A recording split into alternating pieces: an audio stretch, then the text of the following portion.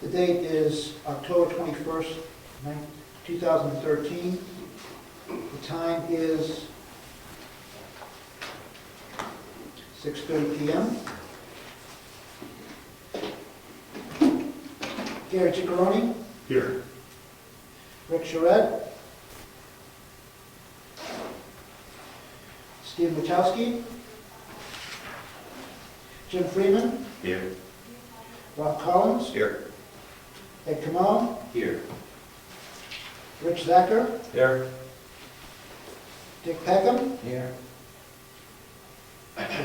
Two missing. Dick, would you sit in for Rick? Sure. Thank you. 6:30.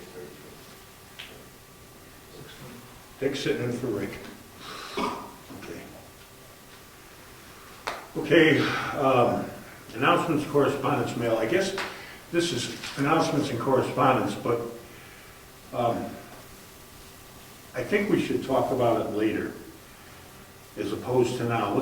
Because this has to do with Plan Link and SRPC and the Granite State Futures and all that business. And it could become a lengthy discussion, it might not, but I just assume get the road business out of the way first. Let's go through the minutes of the meeting for September 9th, 2013.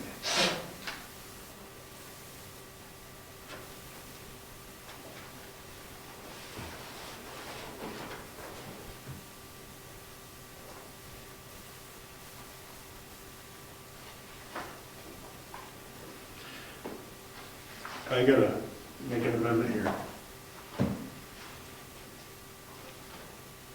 Wait a minute.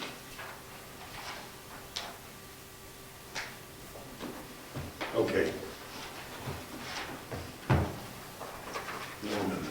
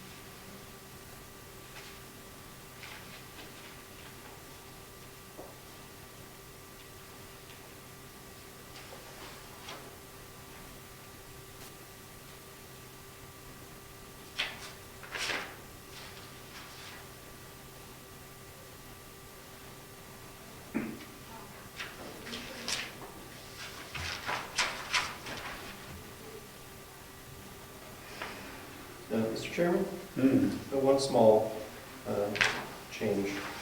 On the first page, under new business, item C2, the way I read that, it sounds like I suggested that a subdivision would have to go as a warrant article. I think what I intended to say, at least, was that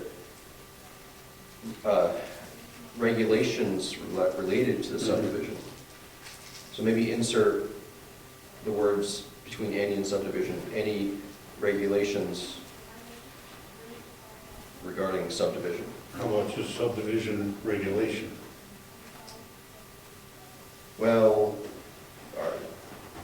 our subdivision regulations don't have to go to the voters. No, they don't. I think I was suggesting that we might want some zoning, actually related to one of the things we may talk about tonight. I mean, just like we have building lot requirements in RA1, we may want something similar in Rec 1, related to how, what you have to end up with after you've subdivided.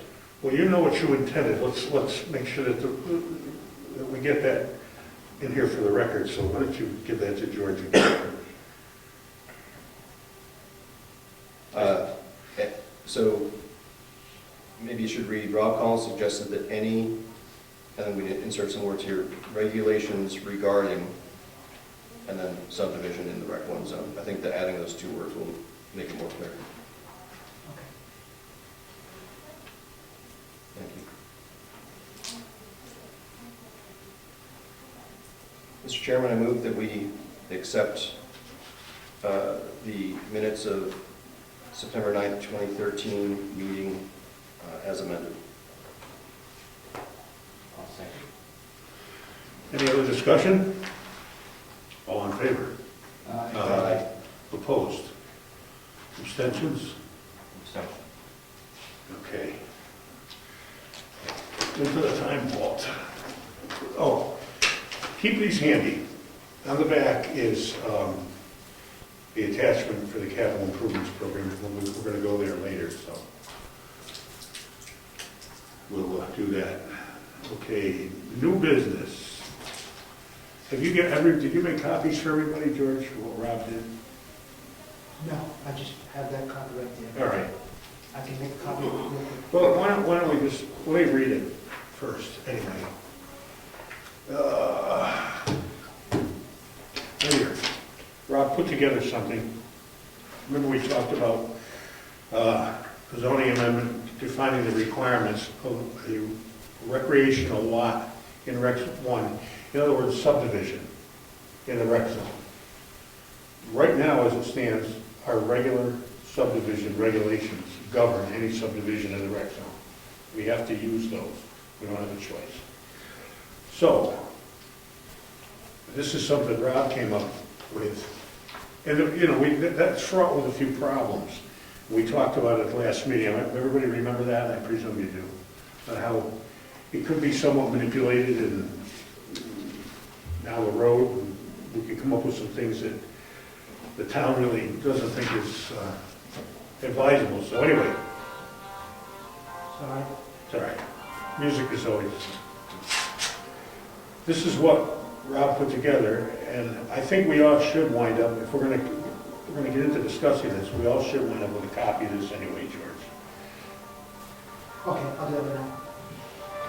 Sorry. It's okay, we're gonna take 2 minutes, let George make copies of this. All right. Pull the staple.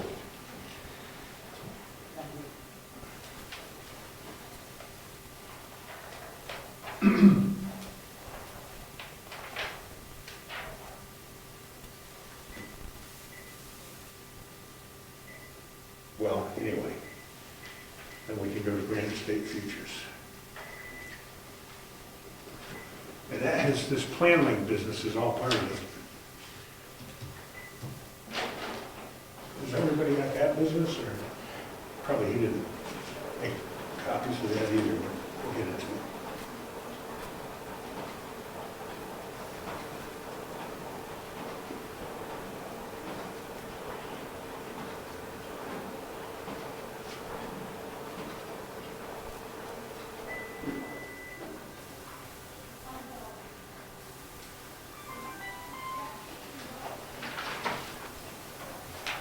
Thanks.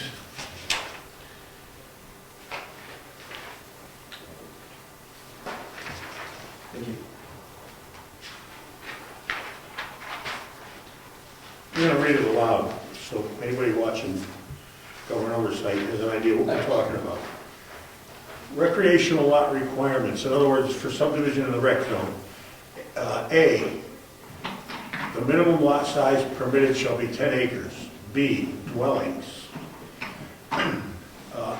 Number 1, no more than one dwelling shall be allowed on any existing or newly subdivided lot, regardless of the size of the lot. 2, the only permitted dwellings are to provide a residence for a caretaker to actively oversee the recreational uses of the lot. The caretaker's dwelling must be purely incidental, secondary, and related to the active recreational use of the property. No caretaker's dwelling may be constructed or inhabited if there is no approved recreational use for the lot. No caretaker's dwelling may be inhabited if all approved recreational uses are abandoned for 1 year. Accessory dwelling units are prohibited. That's number 3. Number 4, construction of a caretaker dwelling requires site plan review. Item C, the lot width of the right-of-way shall not be less than 250 feet, and the lot depth shall not be less than 200 feet. Frontage on a Class 6 road right-of-way does not meet the frontage requirements for a recreational lot. D, setback, no structure or part thereof shall be placed within 40 feet of the side and rear lot lines or within 50 feet of the edge of any right-of-way within 75 feet of any pond, lake, stream, brook, watercourse, marsh, or seasonably wet area. E, any lot having shoreland on a lake or pond shall have a lot width of not less than 250 feet measured along the shoreline. Such measurements shall be made in straight lines of at least 25-foot segments. For everybody in the audience, the electronic audience. Anyway, just a lot of those pairs are existing subdivisions. So, Mr. Chairman, if you don't mind, so this would be, just to be clear, this would be added to our zoning ordinance in the in Article 2B, which is the rec zone section. And yes, this line, except for stuff related to the caretaker dwelling, basically all this language is pulled from the RA1 regulations. Although I think that we may, my feeling was, like the 10 acres, I just made up a number. I could make the argument that it should be 2 acres or 200 acres, right? And that's maybe something that we should discuss if we like having a size, minimum size. You know, like item E, you know, related to the shoreland, I don't know that we even need that. I think we could make it, you know, I'm not sure that do we need to have lots have right-of-way in a Class 5 road? I mean, I think that's debatable. So, I think, you know, my intention was to sort of just throw something out there and let the board decide whether they want to have something like this in the zoning, and if so, you know, work out all the, whatever details the board as a whole wants. Well, my suggestion is we take the items one at a time and talk about them and see what we think about them. Especially the stuff that's up for discussion, variable stuff, which is the minimum lot size shall be 10 acres. I don't think that's unreasonable. I just find it hard to believe that anyone would subdivide the rec zone into a 2-acre parcel. I suppose they could, and make a recreational function on 2 acres and also put a dwelling on it for a caretaker. I think that's pushing things a little bit. Dick? Did you consult with the lawyer about subdividing the Yes. rec zone? Yes. And? Her statement is that as things exist now, according to our zoning ordinances, our subdivision regulations, as they stand, are what would govern subdivision in the rec zone. And the planning board, its only function at that point is to accept an application and either approve or disapprove, based on our regulations, the subdivision.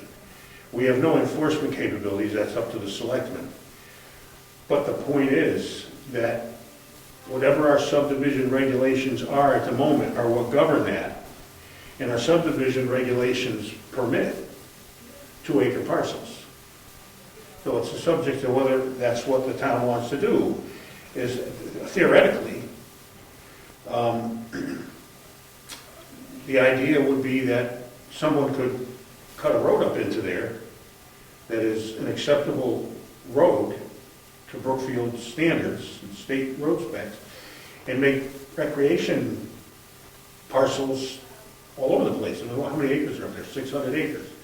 And technically, they could be any size they wanted to make them that fall within the parameters of our zoning, and that's 2 acres, with whatever frontage is required, and they could do that. And each and every one of those could wind up having a caretaker's dwelling on it, if in fact they actively use the thing for recreation. That's the way it sits right now. And that Laura Spector told me that's how it works. So we couldn't say that we could prohibit subdivision in the RC1 zone. Is that what you're saying? Well, we could prohibit it at the next town meeting. We can't prohibit it. Now, this all came about with Bob coming in. Yeah, I realize Yeah, that, but I don't think the way the zoning is written, that it even indicates that you should think about subdivision in the REC1 zone. It's specified, the zone is specified by compass and distance readings. Well, that's not how they read. What the intent is one thing, but what it actually states is that there's no place that says you can't subdivide the rec zone. There's nobody that says that. No zoning we have in our book say we can turn a subdivision down up So in there. other words, if you say you can't do it, you can do it. Well, if we say they can't do it, there's nothing in our zoning that says they can't do it. No, I say, if we don't say you can't do it, then They you can do it. And there's no governing ordinances other than our regular RA Well, I ordinances. just think you're gonna open up a can of worms. We already have a can of worms according to the Well, attorney. according to who? The attorney, in the sense that they can do, well, she didn't call it a can of worms, but she stated to me exactly what was possible. And that is, they could conceivably build a road up in there, because, I mean, the frontage requirements are what they are. And a recreational parcel could be 2 acres, which is what our subdivision says that a parcel has to be subdivided. Whether or not it has a dwelling on it or doesn't, we can't subdivide into smaller parcels. And they could theoretically, I mean, that's not saying anybody would, but Bob Bordeaux may not own that in 10 years, nobody knows. I don't think that historically the town ever anticipated subdividing that recreational parcel. I mean, that's just my view of it. I think that the way that the discussion around the recent zoning changes, which was 3 years ago, whatever, we did the new appendices with the permitted and conditional uses, I think that the context of that discussion, nobody seemed to be thinking. And the master plan certainly does not indicate that that's what the town wants. But Bob was in here looking for a subdivision. Well, And- he has not applied for something. No, but he talked about it, and he probably Yeah. will. And whether he does or not, the point is he might. And technically speaking, when he does, it falls under our subdivision regulations. There's nothing preventing him from doing it.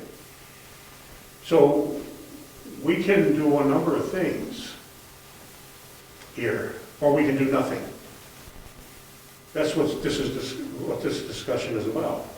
So, Mr. Chairman, there's another issue. Well, Jim, Oh, and- I'm sorry. A Couldn't see her. couple of points. Number one, very well thought through work here. A couple things we might want to consider is, do we actually need to subdivide? Can we just allow a caretaker dwelling with these provisions such as it cannot be inhabited if the recreational uses are abandoned for 1 year? Can we do it that way and allow it as part of the, say, conditional use? Were you here when he came in? I wasn't here. Okay, I didn't let me hear the explain that to you. We can allow it, it doesn't matter, he doesn't need to subdivide. Exactly. He can put a caretaker residence up there.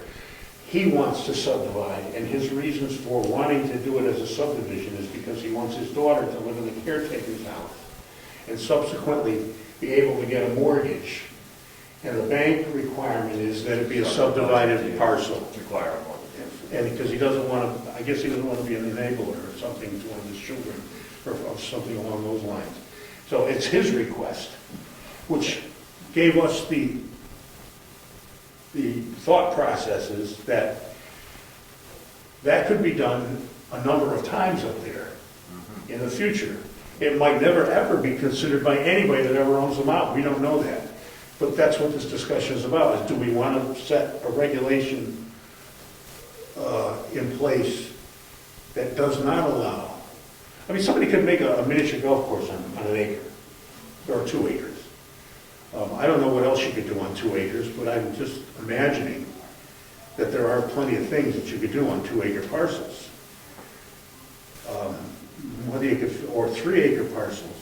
I don't know, we need to talk about that, what we think could happen. That's what this is about. So, Chime in, everybody. So a couple of thoughts. One is that we could set the minimum lot size to, say, 500 acres. And effectively, given the parameters of the rec zone as it exists today, it wouldn't be feasible to subdivide because there's not 1,000 acres, right? Through subdivision, you can't create a non-conforming lot. We shouldn't have, it's part of our duty to not approve an application that would create a non-conforming lot. You've got 1,000 acres up there, so you couldn't create two 500-acre lots. I don't know that I would agree with that doing that, but we could do that. And essentially, if we would have language that would allow for it, and in effect, it would only kick in if we, through another warrant article, increase the size of the rec zone. So that's one thought. Another thought is that whether or not we allow subdivision in the rec zone, we still can very well end up with multiple owners in the rec zone through lot line adjustments. And so we still have to deal with the fact that we may have multiple lots that have rec zone zoning on them. We already have multiple owners. I don't know if did that lot line adjustment go through? Yeah. Okay, so. And that owns a piece of it. Okay, so it's a great example of it, right? And my third point was, I want to make it explicit. One of the things that Bob was talking about doing was creating this 2-acre or so lot, and then having the caretaker live on that. And I don't think that would basically make that lot, the only use of it would be residential, which is not what the rec zone is about. I don't think that our current zoning says that explicitly that the caretaker dwelling has to be on a lot that is being used for something else, right? A caretaker dwelling is a permitted use.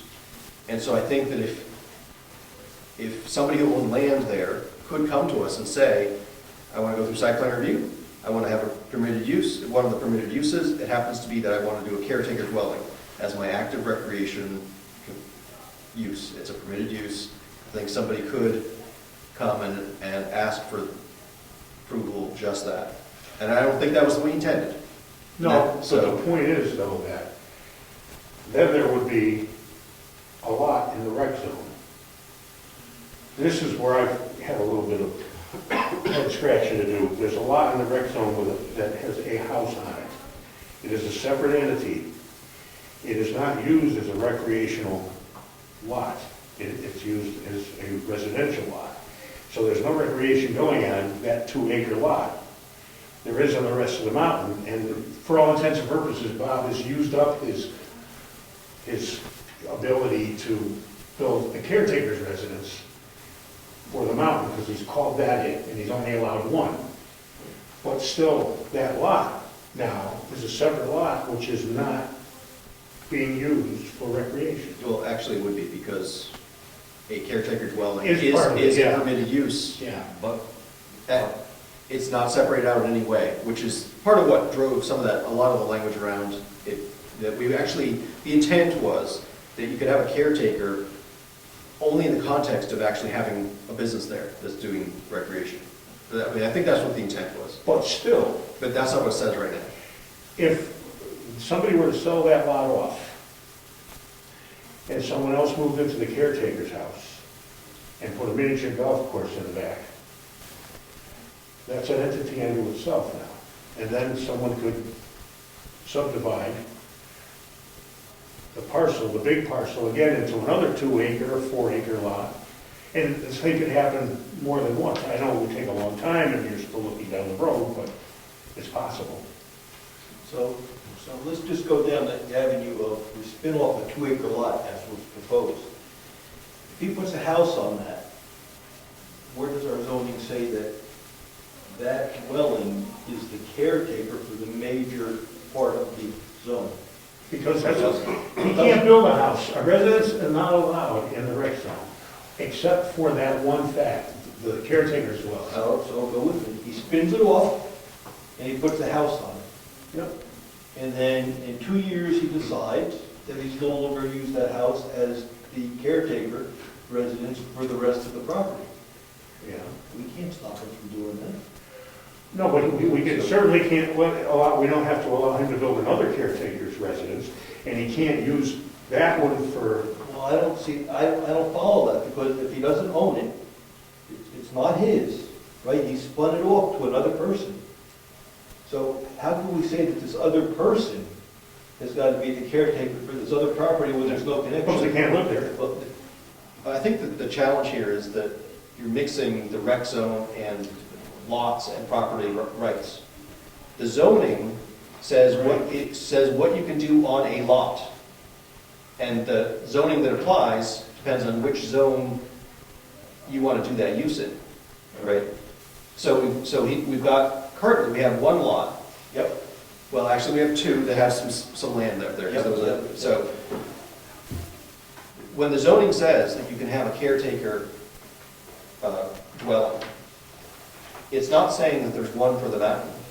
It's saying that any lot, any lot that lies within the rec zone, in part of the lot that lies within the rec zone, on that part of the lot, you can't put a caretaker dwelling. Yes, I agree with that.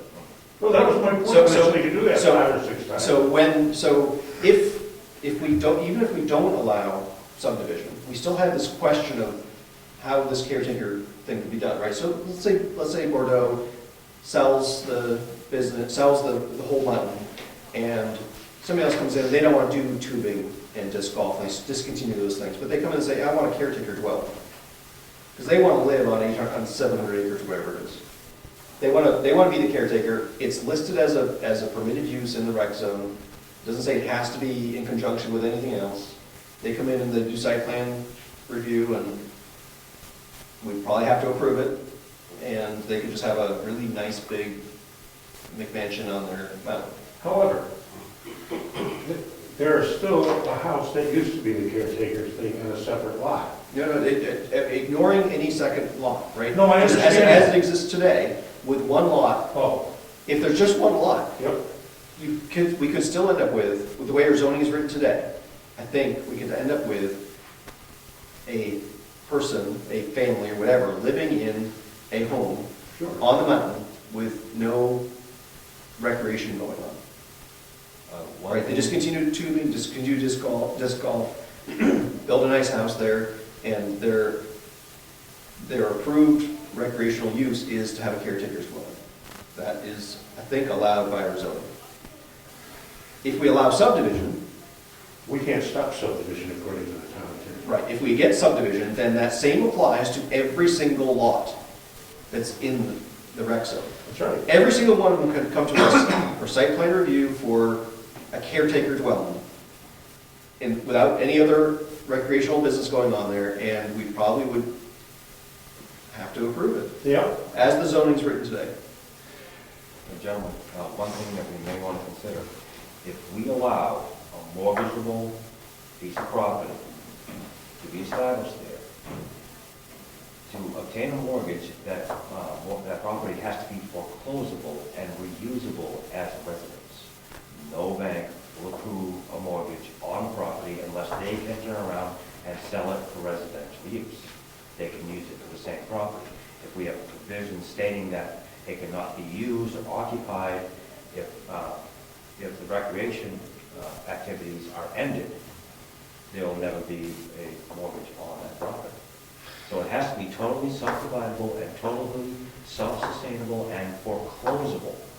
Well, Otherwise, we open ourselves up for a lawsuit. Well, we're not even involved in that. We don't have anything to do with that. If we approve a subdivision and they build a house, and whatever the bank does is its problem of business. And we're not subject to a lawsuit at all, because If we allow the building of a property that can be foreclosed upon, the bank is going to want foreclosability clauses in the mortgage. we have nothing to do with the bank, Jim. I know. We have nothing to do with that stuff. But if his intent is to have a property that he can get a mortgage on, that's exactly what we're doing. If we allow it, we're going to have to allow it elsewhere. I don't care what his intent is. Doesn't matter to me. We have to do what we have to do according to the law in Arizona. Absolutely, absolutely. So Ed, Is this lot, I'm not remembering, is this lot that he wants to break off, is it in the corner? Yep. Down by the road? Yep. Why can't we just cut it out and just leave this rec zone over here and just take that out of the rec zone? I suggested, I think, to him that that would be a possibility, is to do a warrant article to change the boundary of the rec zone. Because, Get that into RA1. because Well, a warrant article occurred years ago, I'm assuming, that created the rec zone, correct? Yep. And like you said, that the people, I don't think, assumed that was going to be divided. No. So I would say put it, as you just suggested, and you suggested before, put it before the people. Do they want to rezone a small acreage there? Well, that's a good idea on the face of itself. However, at this point, if he were to go up there, if he were to come to us next week with a submission for subdivision, it's going to fall under the parameters of what we have now. What we do next March may not even affect him.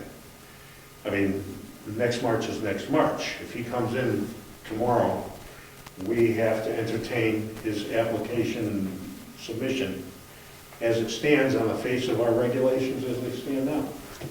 So, So I would agree with that 100%. I think that I don't think any of us are trying to screw him and keep him from doing what he wants to do.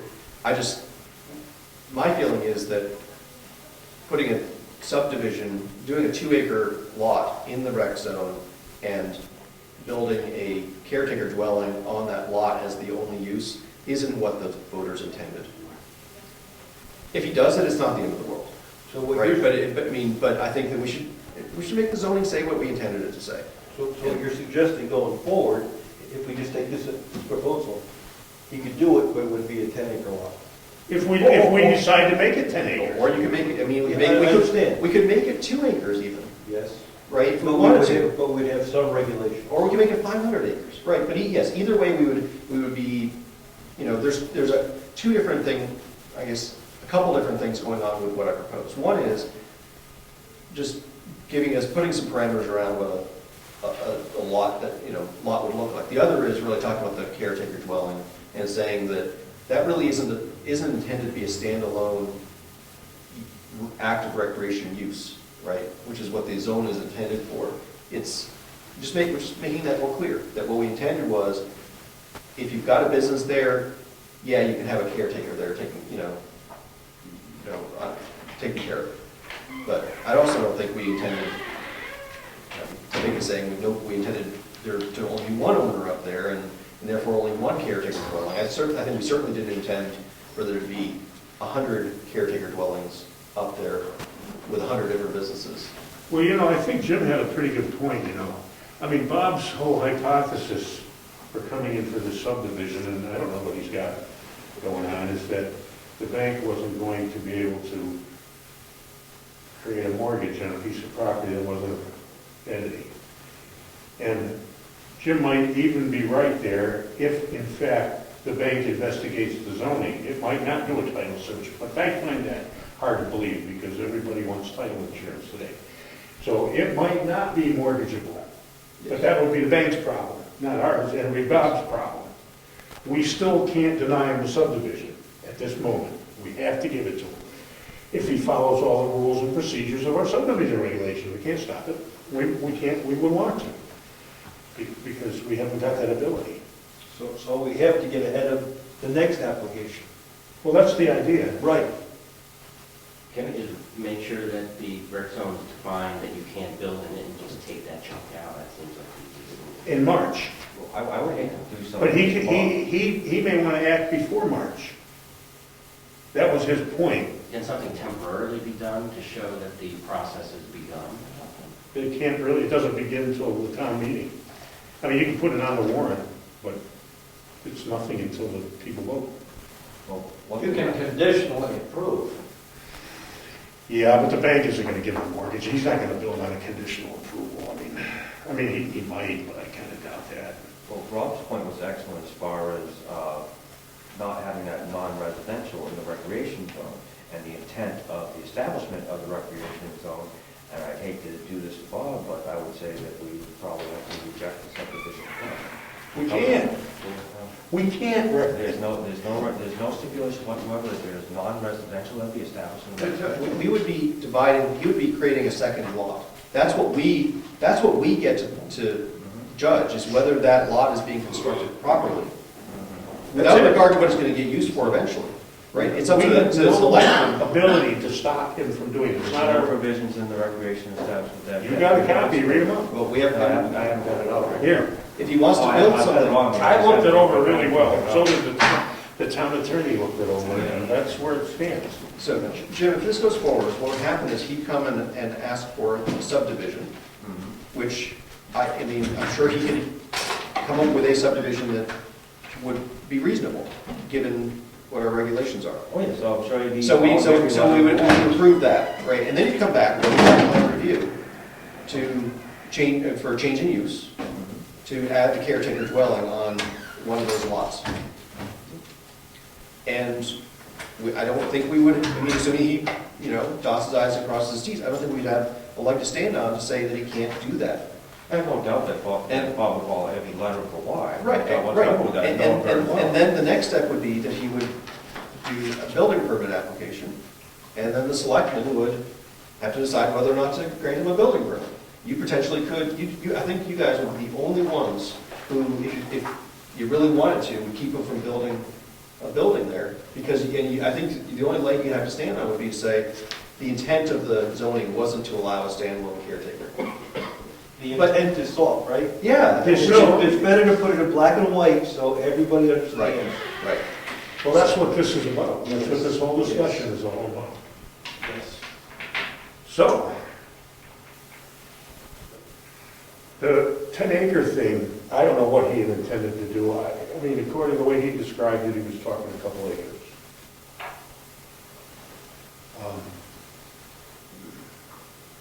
This has to go before town meeting. Yes, this would be on the ballot.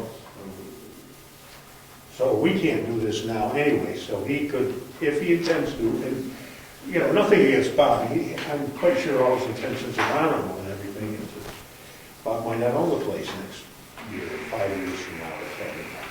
I think that if between now and March, a 2-acre lot were created and a house were built on it and somebody moved in, great. We have, you know, I mean, they're good people and Yep. we'll deal with it, right? I'm not at all concerned about that No. eventuality, at all. And I'm just thinking down the road, Yeah. 10 or 20 or 100 years, are we gonna have 100 houses up there when that was not what we intended? That was the point.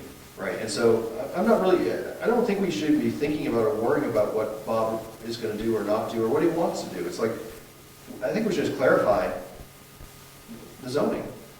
And then the two big aspects are, how many lots do we envision being up there as one issue?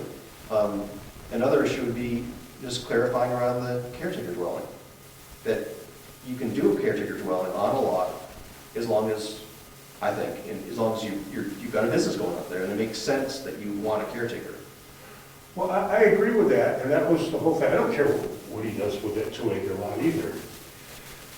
It's the long term, and the lot size permitted is one way to govern that. Because practicality would demand that something like 10-acre lots would not be a lucrative way to develop that mountain for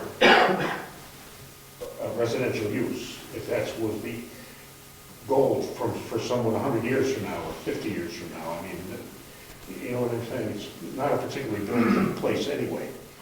So that might be fine, and whatever Bob does, if he makes a 2-acre lot between now and then, I don't care either. I mean, I don't have an issue with any of that. But I think the 10-acre thing is a thoughtful way to minimize that kind of thing up there. I don't think 500 acres makes any sense, but. I think the 500 acres could be potentially viewed punitively, right? I mean, you're basically taking somebody's property rights away from them. Right. At that point, you're just basically saying, you know, you cannot subdivide. And I don't know what he thought when he bought the place, whether he thought he could subdivide or not, but I think that's going a little, I think that's going too far. you know, I don't know, I mean, do we, I think 10 acres is a reasonable number. It's not, it doesn't restrict the person from doing something in the future, which means we're not gonna get sued on it. If you put 500 acres, they might say if you're, it's Prejudicial. 10 acres is a reasonable number. Almost like never do it, but we got the protection on the books that say, if you want to, it's gotta be 10 acres. To your point, it's not the right number for financial success if you're gonna make it a development. No, because it wouldn't work very well. so there's other ways we could approach it as well that I thought about, but I thought I'll just keep it simple for this. We could, like, our building lot requirements for the RA1 have, like, a buildable area requirement. We could say, you can, you know, you can do whatever, 2 acres or more, but you have to have a 2 acre buildable area or something like that. Which means that, like, way up the mountain where it's steep, there's no, I mean, he's not gonna be able to chop it up into a whole bunch of little lots. There's gonna be some big chunks still. Even if the lower part he could. Well, you understand 2 acres on that mountain is not 2 acres of surface area. And a 45-degree slope is 3.5 acres maybe of surface area. So you can build. Anyway, I'm just, Yeah. my only point was that we could, if we wanted to, we could be more creative with how we define the minimum lot size. So that we could let him have higher density of lots on the bottom of the mountain, but still keep the higher part of the mountain less developed, I don't know. Why would you want to have a higher density of lots? That's what I don't Well, understand. you give the guy more, you take away less of his development rights, right? And it's really, well, I think that, keep it simple and let him come back and make the case or do a petition warrant article if he wants to, if he has something different in mind. The only thing I can see about that is if for subdivision in the smaller parcels at the bottom, it's subdivision for sale. Well, yeah, but he might want to sell Yeah. a 2 acre lot for somebody who wants to do a miniature golf course. Maybe he doesn't want to do putt-putt, but I think it'd be a great place to have a putt-putt course, right? I mean, It might be, but the way that mountain is set up, he doesn't have a whole lot of frontage there right, but where he can make 10 lots. sure, but he could do a little road. He could I do mean, a couple. I mean, I don't want to, I don't think that if 10 years from now, there was a small class 5 road on the bottom part of the mountain, and there was a putt-putt course, and the disc golf course was on a separate lot with a separate owner, and tubing was a separate lot with a separate owner, and there were 3 or 4 other things like that. I think people would be like, this is a fun place to go. And it's not overly developed, and I don't know, I don't want to, I think we should just at least get the framework in place, and it can be fine-tuned. It'd be easy for somebody to come in and say, you know what, 10 acres is too much, or 10 acres is too little, and write a 1-line warrant article, for a future year to change it to 2 acres or 50 acres, depending on what they think the right thing is. Or the owner up there could come back and say, you know what, I really want to do this other thing, and either go to the ZBA and get I was just going to say a that. 2 acre approval for something smaller, some specific project he wants to do. I don't know. I mean, There is that alternative, the ZBA. Given the attorney says that the rules that we have to follow today are subdivision regs, and we're not happy with that, I don't sense, then we should put something in place to get closer to what we intended as a town.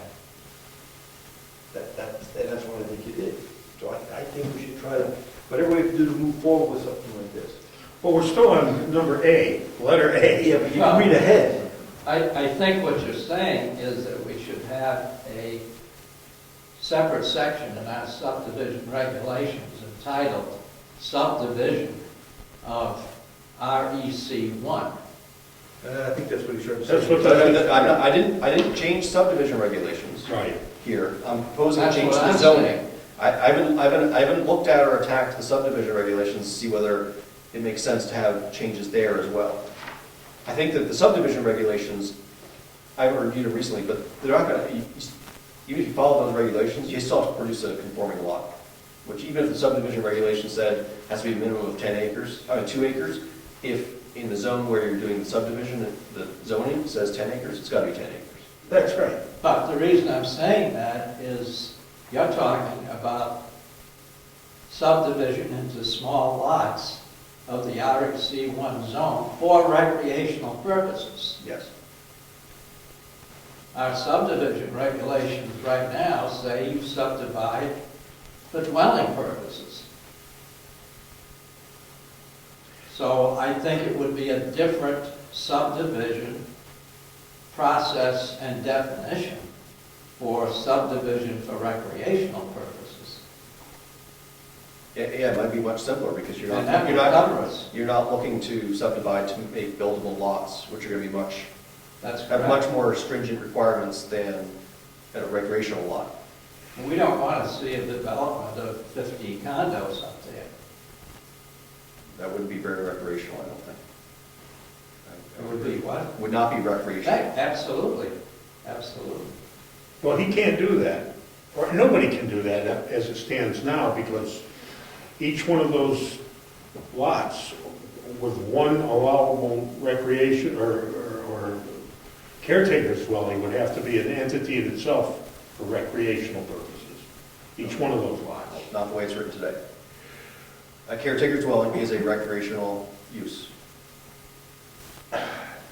No, it isn't that way at all. It is. No, the caretaker's dwelling, look, inherent in that, inherent in the fact that a caretaker's dwelling is allowed, the caretaker's dwelling is not the recreational use. It It is. is. I'm sorry, I agree with you that that's wacky. So, but see, that's you can plainly see that the town never anticipated this type of a subdivision of the recreation area. Okay, so Read it. You're saying it's an ancillary use. It is an ancillary use.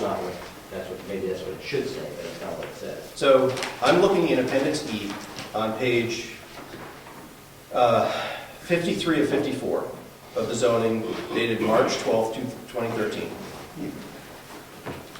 And under the permitted uses in the rec zone, one caretaker dwelling. It's sitting in exactly next to mountain biking, miniature golf, orienteering. It's as valid of a use as any of those things, the way this is written. I absolutely disagree with that. No, Sure. because I understand what the intent was. Caretaker means you're taking care of something. I get that. And the selectmen maybe could deny a building permit based on that, or maybe we could deny that during site plan review that use. That's not how Attorney Spector looks at it. She says that no court or judge is going to interpret that as a recreational use, because it is not a recreational item. I just spoke to her about that. This is, no court, no judge is going to... The following uses are permitted in the rec zone REC 1. And there's a list that includes one caretaker dwelling. But that is not considered a recreational activity. A caretaker's dwelling is an entity where someone lives. So what does that, how do you read that? I mean, I understand what Rob said, how do you read that? Well, the point is, it's obvious, and that's how the court will go on that. All these other Hope things, so. all these other things are activities. This is an item, it's a building. So at least we should pull it out of there, Well, we can do that. right, to clarify. We can pull that out of Or there. we just make it somewhere else, have a sentence or two that says that this can't be the primary use. Has to be in conjunction with something that's actually recreational. Clarify. Can the subdivision regulations be amended without approval from the town at the March meeting? Yes. Oh, we Oh, yeah. can, Yeah. the hearing, we can amend them to Anytime. this week, next week. Absolutely. Yep. Only zoning Ordinances, that's the only thing. For the town. We could actually remove one caretaker dwelling from that place and place it someplace else, perhaps under conditional uses. Well, No, I think it'll be fine under conditional uses because Yeah. basically saying, yeah, caretaker here's the dwelling. conditions. But yeah, I mean, our conditions are that you have to have a business up there that makes Yeah. sense. That's right. So that could, if this were moved to here, that would solve a bit of the problem too.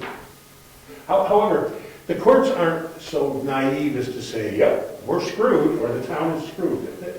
I talked to Laura about that particular, she said that's an entity. That's a building, not a recreational activity. And that's what you do when you go out and recreate, you do an activity.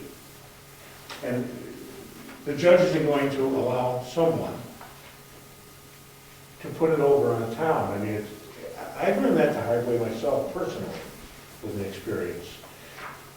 But I'm not going to get into it. You're not going to overturn a ZBA regulation or issuance very easily. But, So, let's move it. That makes it pretty, that's moved. so I don't know, we've got, I'm just cherry picking here, but we've got full service restaurant, right? I think, do we allow a full service restaurant as the only use up there? On my 10 acres? I don't know, it's listed in permitted uses. Does a full service restaurant have to be in conjunction with tubing or something else, or can it just be the only thing he's doing up there? Is he has a nice restaurant? I don't think you could stop that if people were dancing in the restaurant, because that's recreation. It just says full service restaurant, it says nothing about dancing. No, I understand that, but The theater is there, right? He can open up a theater, right? Somebody could come to us and say, hey, I own land in the rec zone, I want to open a theater. that's correct. That's right. So I'm just pointing out that there's things in here that don't strike me as being particularly active recreation that. That is recreational. I understand. We Anyway, made this list. I understand. I'm just, Well, actually, we did, but the other planning board. somebody did. Anyway, I don't disagree. I think we just clarify it. So either whole caretaker dwelling as a conditional use, put a sentence somewhere else like I proposed to clarify what we mean by that. I think we should give enough ammunition to the selectmen to let them be able to kick somebody out if, the caretaker dwelling ends up, even if it was best of intentions when it was somebody moved in, that they can kick somebody out if there's no recreation going on. I believe they can already do that, but moving it from here to here is a real simple procedure. Yeah, or adding language around it, or whatever, right? I mean, it's just, Move it. And you can add language too, but move it. That does the job. Then maybe, well, you're still relying on a future planning board to understand that you should not have your only recreation use on there be the dwelling, right? But well, under conditional use, they still have to come before the board. right, but the board has to put the condition on the use. That says, if you stop all this other stuff, you have to stop this too. Right. But that would be up to the board at the time, not up to us. Or you just write it down as part of the zone. Right. Well, so what do we do about number A there? Letter A, the minimum lot size permitted for 10 acres. What are everybody's thoughts on that? I would think for recreational, if we're trying to stop this type of thing, see, if you make it into 2-acre lots, you can have a caretaker lot on each subdivided lot, if we allow it to be subdivided. If we allow for a 10-acre lot, then you can see a reasonable usage. Not necessarily if the caretaker's dwelling is in conditional uses. That changes. If it remains on the same lot, that's the issue. If it's a separate lot, you can have one caretaker lot, one caretaker dwelling on one subdivided lot, and one caretaker dwelling on another subdivided lot. That's correct. It's allowed to be separated. But that might be a reasonable thing. Reasonable, yes, if it's a large lot and it's clearly for recreational use. So let's say someone wants to put a theater here. Or miniature. I would love to see a theater actually in town, I'd love it. Something along that line. Then, yeah, you can see it's an acceptable use. If it were under conditional But, uses, the town could demand I would make sure that. I would make sure that the provision that Rob put in here, no caretaker dwelling may be inhabited if the approved recreational use are abandoned for 1 year. Well, you still That is reasonable. Then you know it's directly a caretaker unit. I mean, if our regulations cannot stop a building of a caretaker dwelling on a 2-acre subdivided parcel, because that's what our regulations say now, we do have to correct our regulations to reflect the intent of the town for the creation of the rec zone. I think It is not what we do about it this moment. I think you'd be very hard pressed to evict someone from a home if they stop doing the caretaker function. I just think that would be a very, very difficult thing to do. If they stop their recreational activity. They're in there for 5 years, and they get too old to run the recreation, so they're gonna stay there and retire, and now you're gonna say, we have to evict them? Let the selectmen earn their money, right? I I don't think it'd win that case. Again, we run into a snafu with, if I don't a think mortgage you would. is given, then that mortgage loan. So maybe we should get rid of the caretaker. Cannot be That's what I- taken away from them. Maybe. That's what I was thinking. Maybe. Get rid of what? No caretaker. No caretaker dwelling unit. Can't That would solve That's the problem. reasonable. The caretaker dwelling, I think, is reasonable, because, yeah, you may not, like Bob owns Eastern Boats, and you may want to have somebody staying there to keep an eye on it if he's having a problem with vandalism or something of that nature.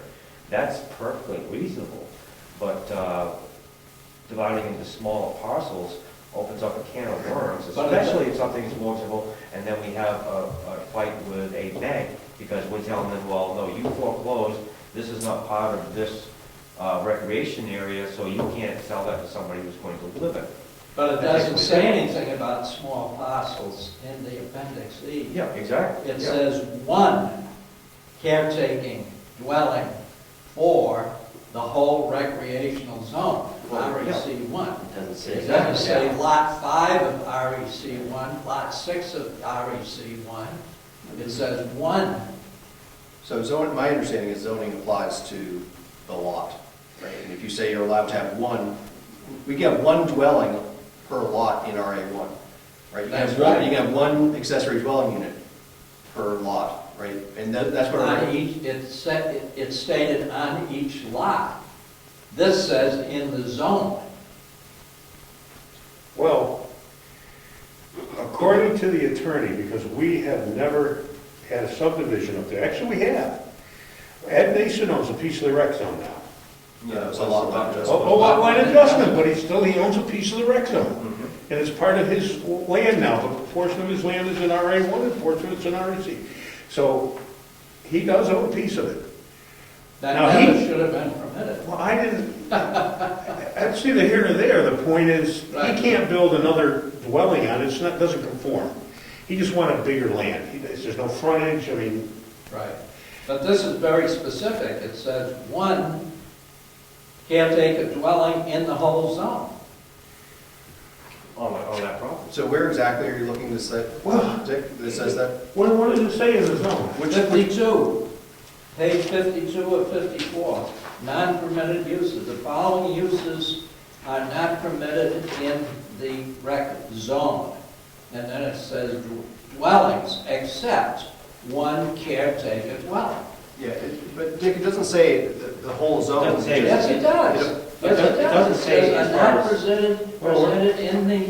permitted in the recreational zone. Well, this I know. Say lots. But It if says subdivision zone. is allowed, Pardon? if subdivision is allowed, then you must allow one caretaker dwelling on each of the subdivided properties. I don't agree.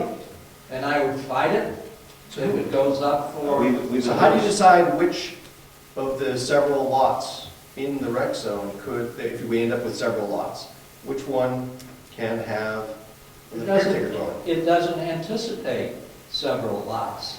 It anticipates a zone, period. However, we cannot stop I don't read subdivision. it that way, but. Well, this is a question for the attorney. Well, I don't think it would, if you're gonna change the zoning, I don't think it would ever pass. In terms of what?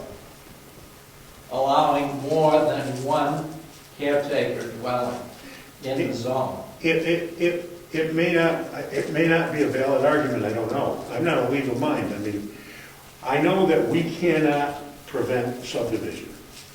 I mean, they can do it according to our regular subdivision regulations. That, the attorney was very clear with me. So if that's the case, then you could wind up with two different owners up there. And then it would become a legal battle, probably, between the town and one of the owners as to whether or not they could have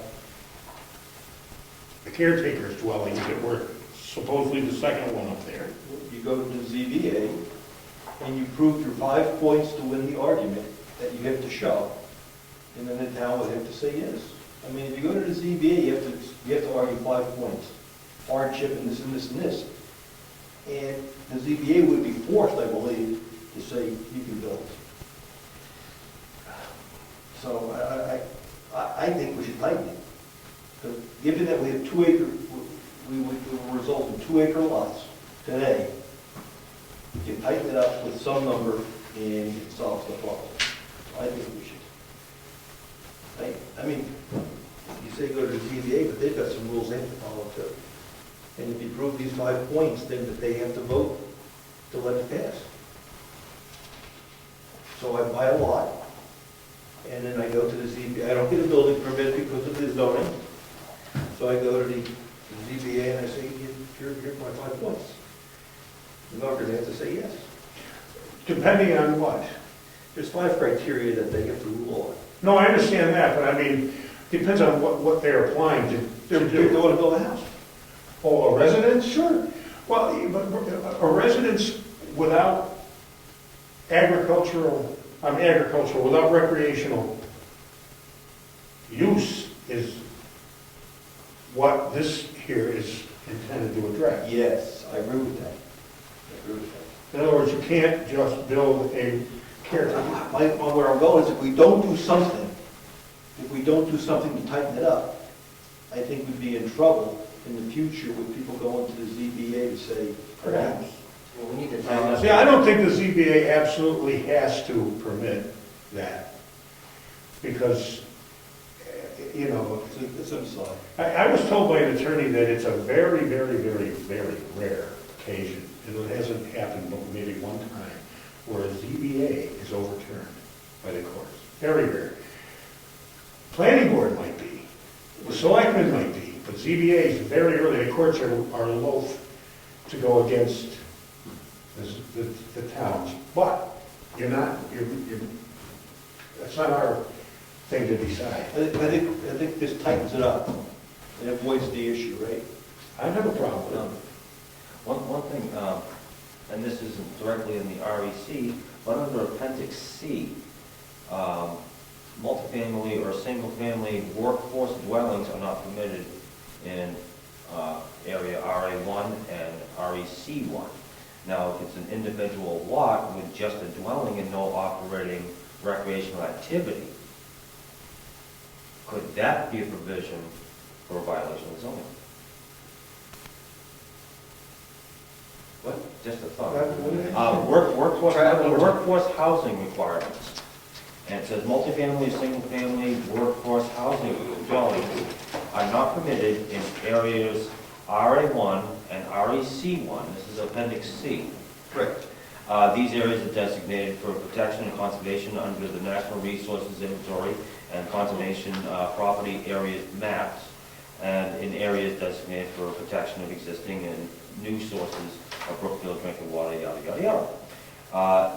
If that's a subdivided property, that property has to be used for recreational use and can have a workforce dwelling. But if there's no recreational use on the subdivided property, therefore it's in violation of Appendix C workforce housing requirements. Well, this is workforce housing. That was Yes, exactly. So- If subdivided as a separate lot.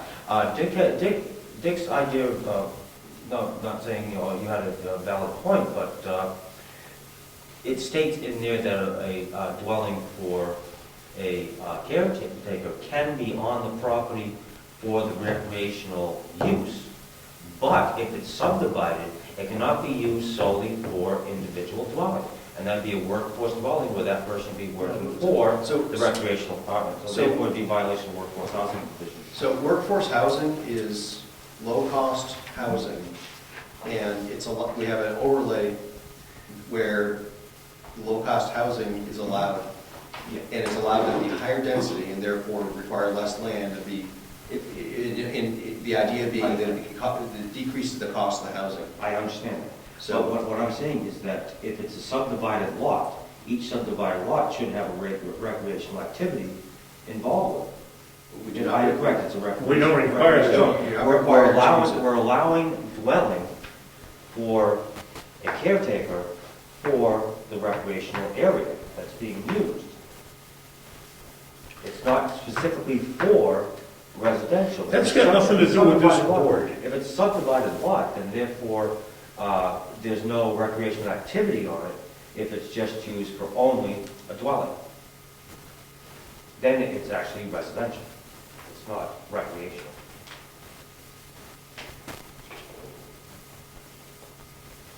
Well, we, as a board, cannot tell anybody that has a subdivided lot up there what they have to do Oh, with we that. can't tell him he can't subdivide, but whether or not he can build a house without a recreation activity on the subdivided lot. We can't tell them that now. I mean, we're not the enforcement body. Oh, absolutely, no. All we can do is either not subdivide or allow the subdivision. Well, That's- I know Bob would follow every letter of the law and be totally within his rights to subdivide if that is what he is able to do under this. And I'm sure he's researched it. Bob's a very intelligent individual.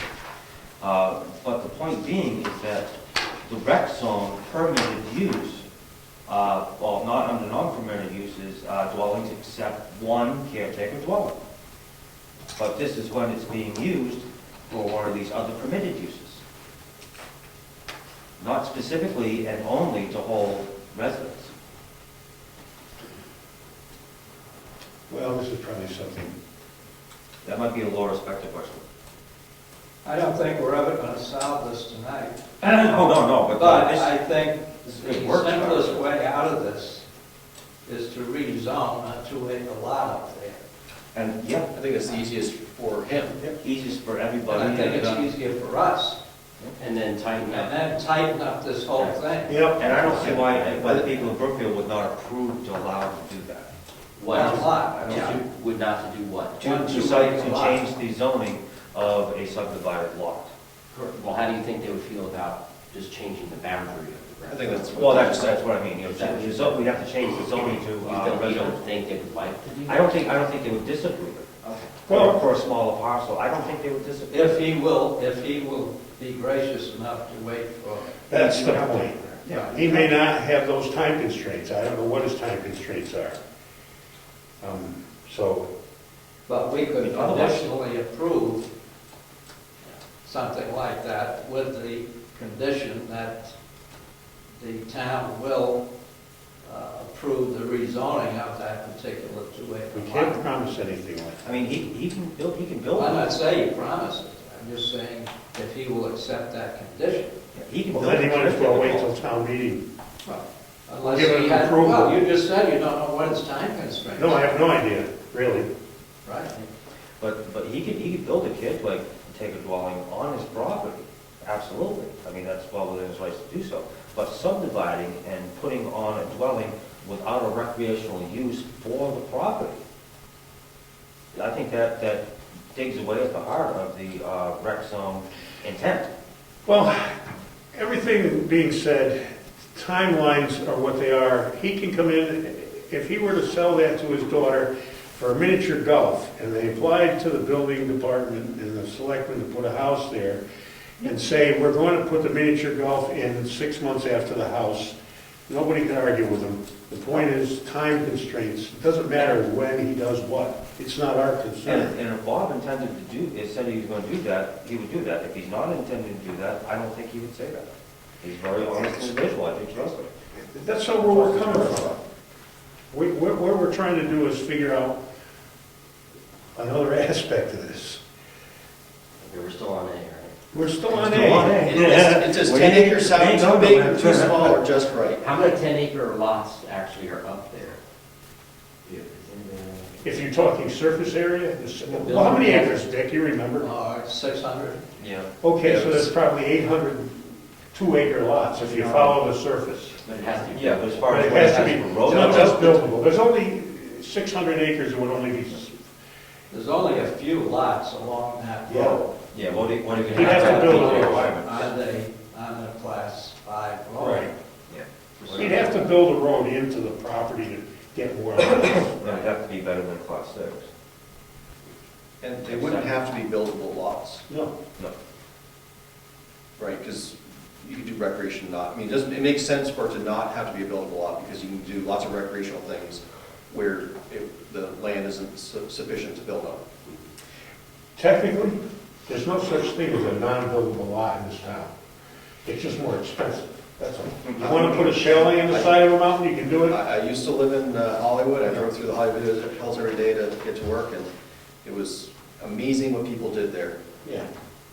So the point is, if somebody had 10 acres, they could put a caretaker dwelling on it, if they're whatever exorbitant expense. That's what we're talking about. We're still on A. Which really won't affect Mr. Bordeaux and what he's doing. I don't understand what he's doing. He just came and fielded a few questions in front of us, which opened up this thing to discussion.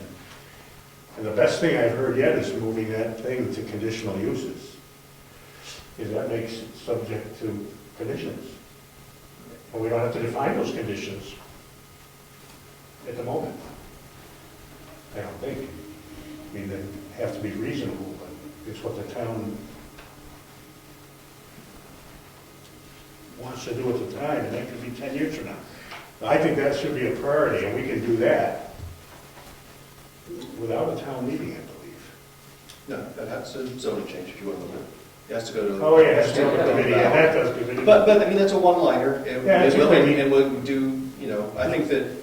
Nobody would do that. I think that it wouldn't hurt to, even if we want to move forward with what I brought tonight, or something like it, having a separate warrant article for moving caretaker from permitted to conditional uses.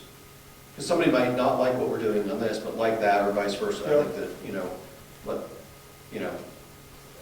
think that, I think that's a good idea. I mean, another possibility of size sets, I think on page 4. All right, go back there. Yep, there it is.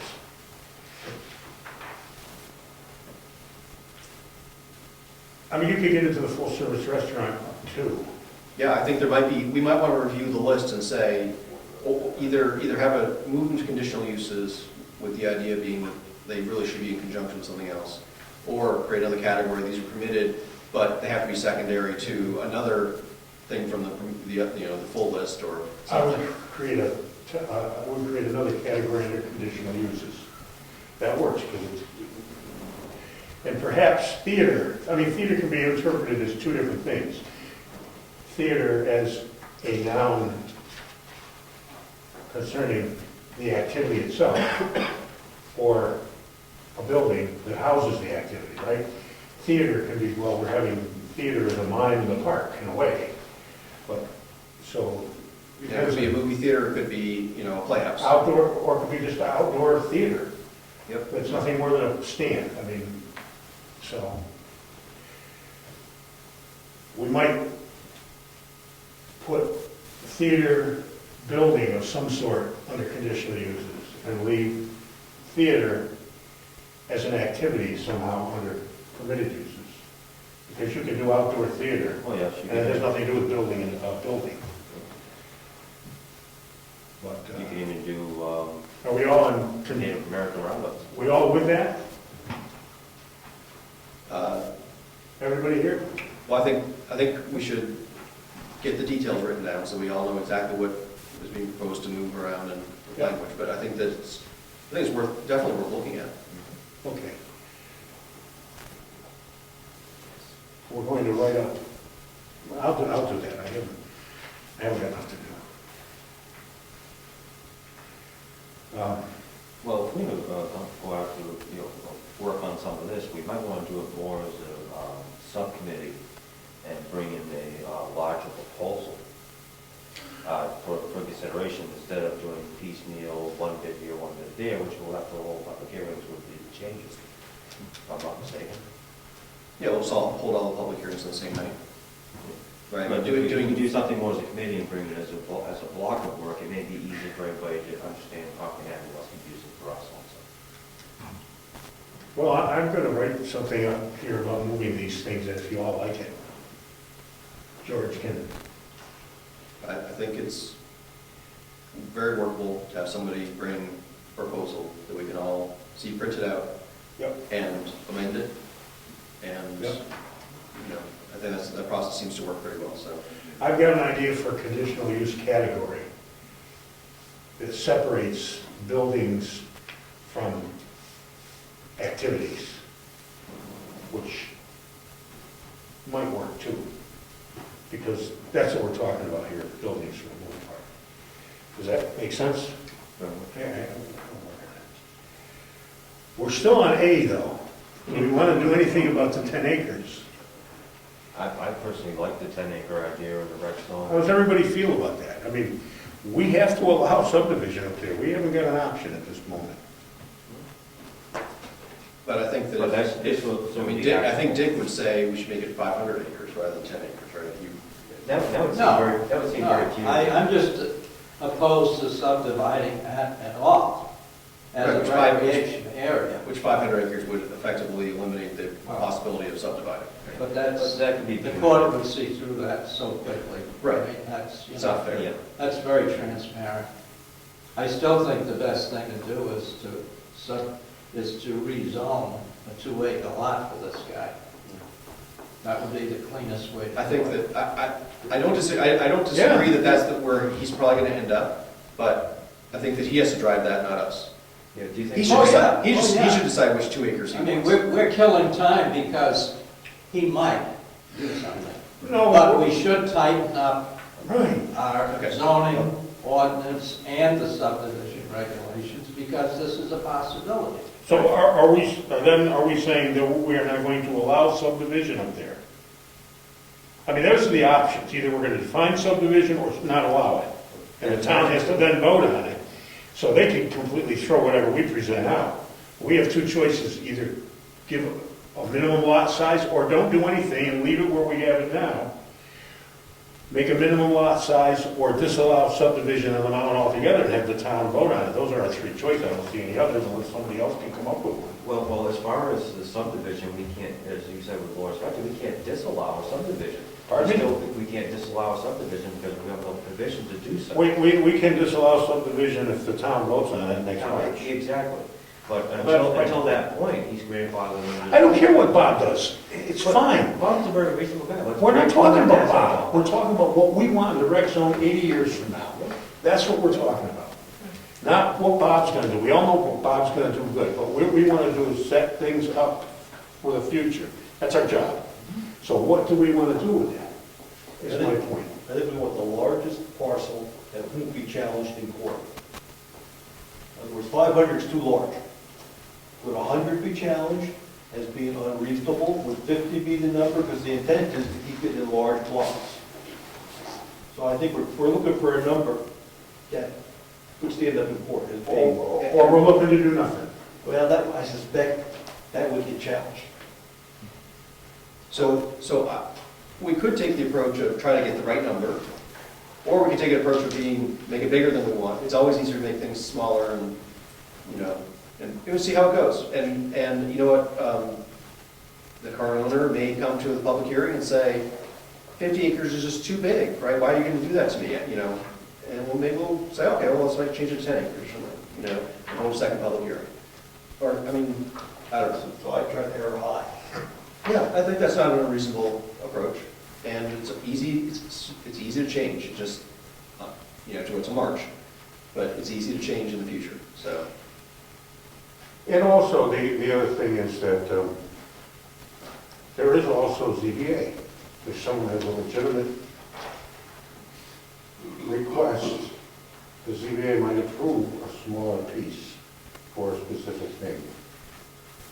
If someone were to say, I don't want a 10-acre piece, Bob's going to sell me 3 acres and I do a mini golf course. The town has the ability to mitigate that. I don't know. What's the number we want to use? I like the 10. You leaning toward like 50? I'll go with bigger. Yeah, that's fine. 50 would be 10 parcels, if you think of them.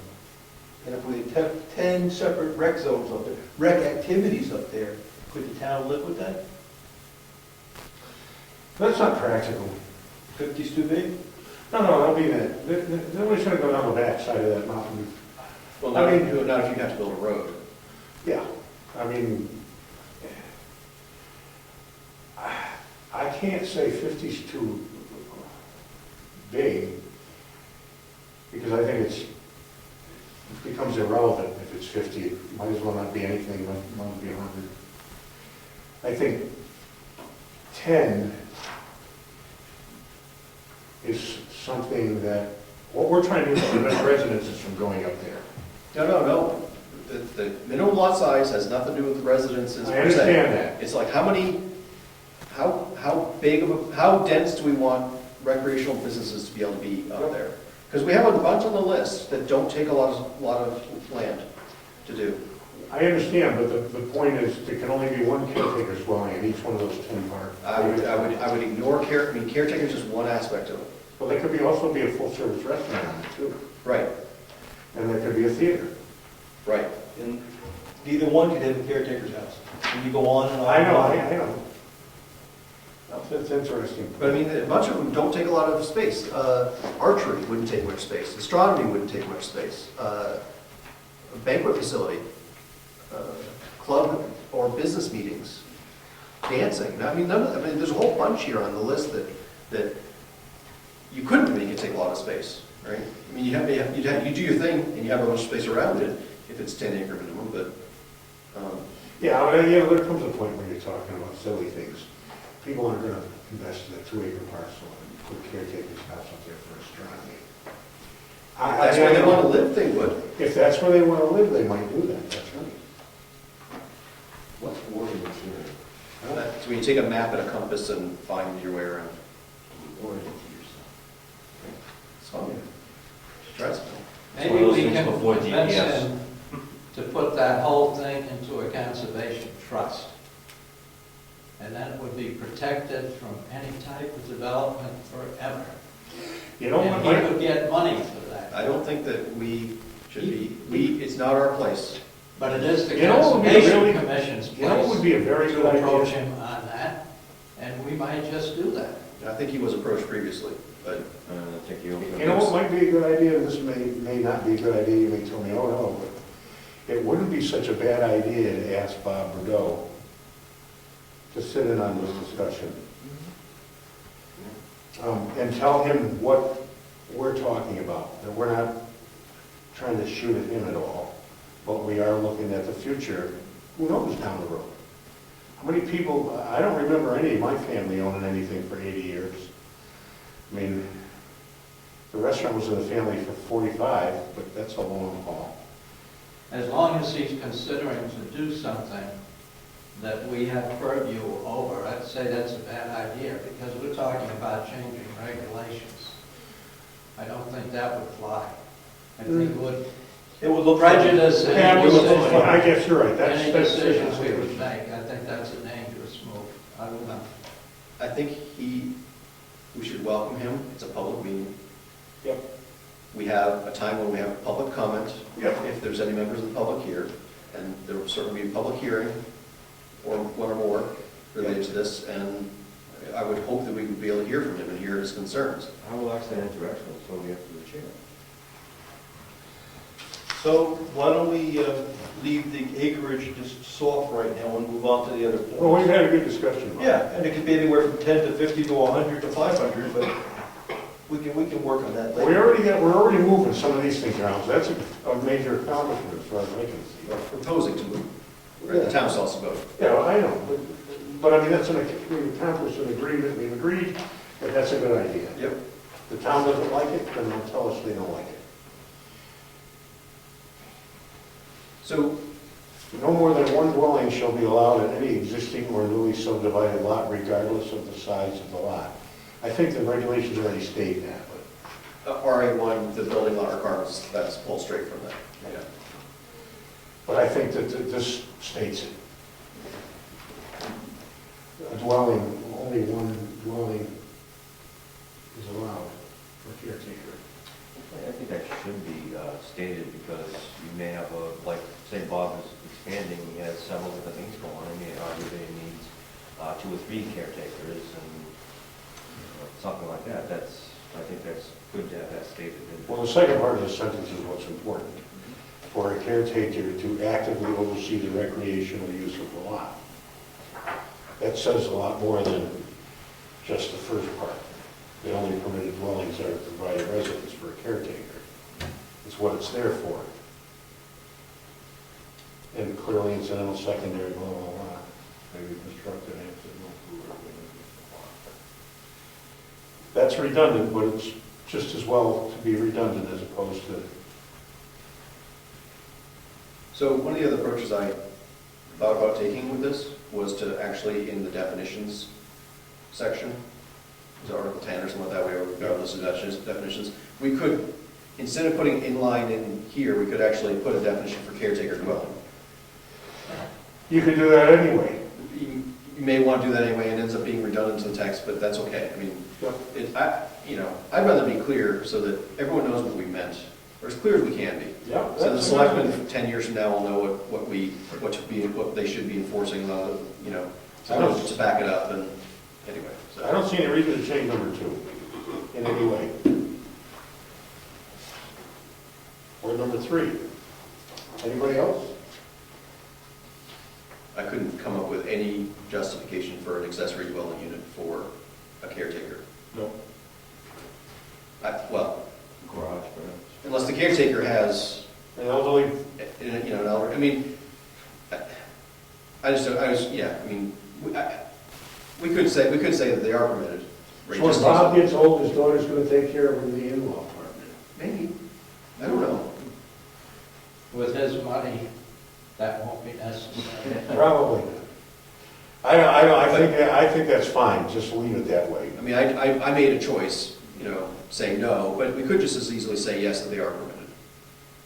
But, They could go to ZBA. That's right. Stay with the no. I'll put the no. or they could come back and say, hey, we want to define what an ADU looks like for a caretaker in the future zoning amendment. Right? Yep. The number 4 is right on. Site plan review. Yeah, I think that's implicit already, but Yep.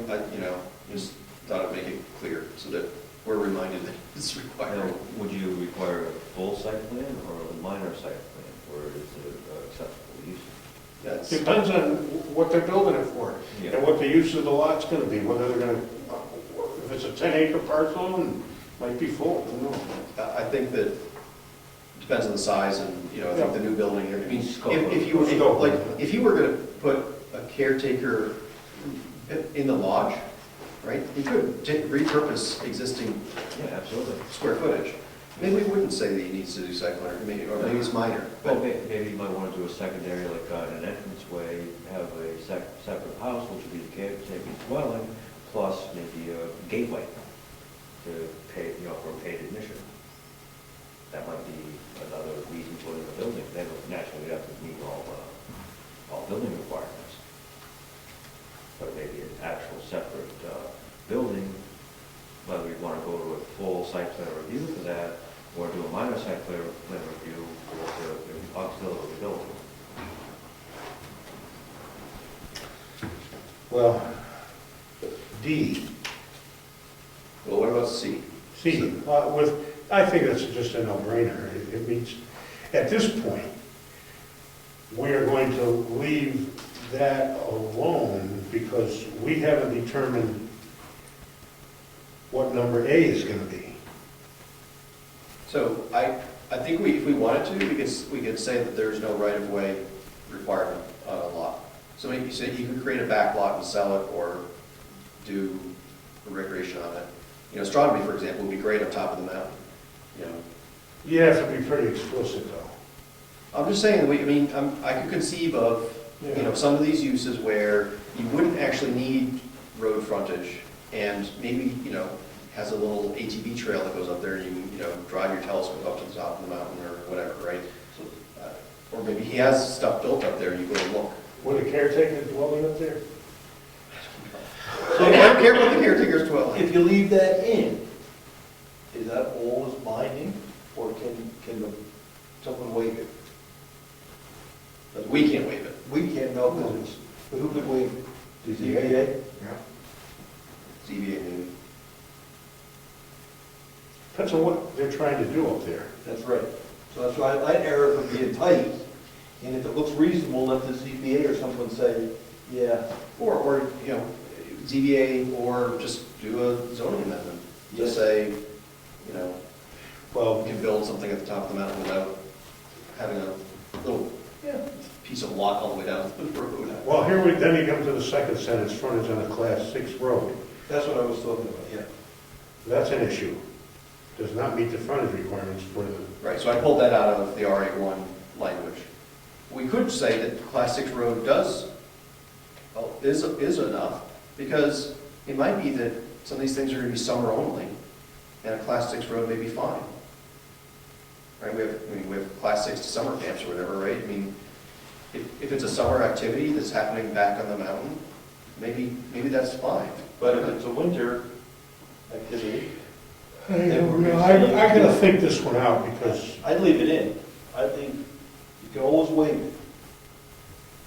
But if you take it out, then they start putting development back there on a dirt road, and we're scrambling to close it up.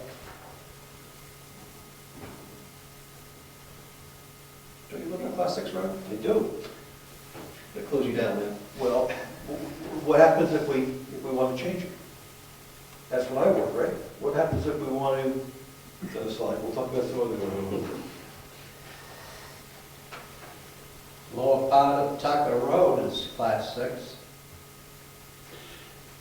the other thing I'm saying here, though, about number C is, we haven't determined what A is gonna be. But that size is for a 2-acre lot, right? A 1-acre lot, 250 by, This is right out of our RA ordinance. 250 by 200 is a 1-acre lot. Well, we might, if you come up with the minimum lot size, but it should be 10 acres, that becomes irrelevant. Make that bigger even? Well, it wouldn't even hardly be required if you had a 10-acre requirement, except that you could say the right-of-way, the lot within the right-of-way should not be less than 250 You're feet. going to have a driveway, each one of these lots off that class 6 road. Yeah, I don't know. Class 5 I road. think before we even work on that, we ought to come up with. The 250 is a very good figure to keep that For what? frontage. We can make it greater. Sure. But it says not less than, right? Right. Yeah, but It says not less than 200 feet depth. If we, So run the thing back to get your 10 acres. yeah, but I mean, we could also change the 250 feet of road frontage to 1,000 feet, right? And just say, look, we really want whatever you're doing up there, we want it to be spread out, right? We don't want it to look like a strip mall. That's my point. I would just wait on that and leave it alone at the moment. If we come up and we decide that 10 acres is a nice thing, or 40 acres, then why does it have to be 250 feet? We might change that. I just think we're just talking about something for nothing at this point. So we also, in the RA1 zone, we have woodlots, which does allow for 50-foot road frontage for a back lot. So you can create a conforming lot with But only they're not buildable. That's right, it's a wood lot, not a building lot. Not buildable. Right, The but these are. recreation lot, you're able to put one caretaker dwelling in it. As it sits today, yes. But, So unless you prohibit it.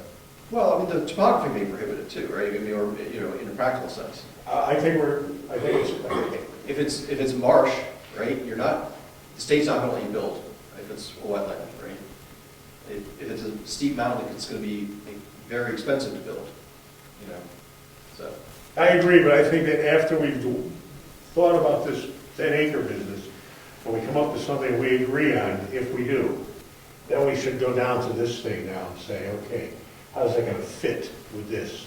Make the shoe fit. Yeah, I think the harder question is, do we require road frontage at all, or not? Or do we allow just an isolated back lot that, maybe you have to snowmobile to get to it? I don't know. Yeah, but in that case, I'm not advocating it. I didn't I write it down. understand, but when you have extreme conditions like that, it's not very likely a caretaker's dwelling is gonna No, what about the caretaker? This is just a lot. be. No, I understand that, but part of this has to do with building things on those lots. A bunch of the uses don't require building anything. No, I understand that, but we're still allowing people to build caretakers' houses on a lot. And all I'm saying is, you might curtail the ability of a caretaker's cabin or dwelling to be put on one of these back acre lots that are on the top of the mountain for astronomy. If you don't specify that, then somebody could haul their concrete up in there, build their house, and snowmobile up there, and there's a couple of houses sitting around the mountain, and that's, people with money do those kind of things. So I'm just saying, at the moment, we're talking about wasting a lot of time on, I don't know. Anyway, I think that, to your earlier point, I think having the caretaker be a conditional use makes more sense, because then we can say, it doesn't make sense for you to have a caretaker dwelling back in the woods, you know, when you've got no road frontage. Or we could actually change the verbiage and say that, you know, you've got to have, if you want a caretaker dwelling, you have to have a minimum of 250 feet of class 5 frontage or something. Yeah, I think we have. That's what I'm getting at. We have to rework C, because we have the situation where you spin off a lot in the back, right, a back lot, but it doesn't have any frontage. No, you can't, well, if you have, You can't. Right, so you couldn't say, oh, I want a 300 acre lot back there to do orienteering, You can't get it with this. right, which may be totally reasonable thing for orienteering, you're walking through the woods anyway. That's right. But yeah, you wouldn't be able to do that. With this, with C the way it's written. Right. And likewise, you don't want, I don't think we want to have a caretaker dwelling where there is no road frontage at all. Right. I don't think that makes sense either. Because, I mean, how is the fire department or anyone going to get there? right? Absolutely. I don't think we want that. So, Can we go on to D? Can I make one comment on C? Sure. As far as the frontage, like Rich was discussing, that we give ourselves the option of, we're not doing this for posterity. We want to make sure our intent for that is correct. So in a place where it says does not meet frontage requirements, we might want to replace that with may not meet under review frontage requirements, or something along that line. So it gives that option to future boards that may not understand our true intent of that. Give that future board the right to refuse or approve. Well, we can consider That, that. it's a mere verbiage thing, but that may be something to consider. Okay. Let's go on to D.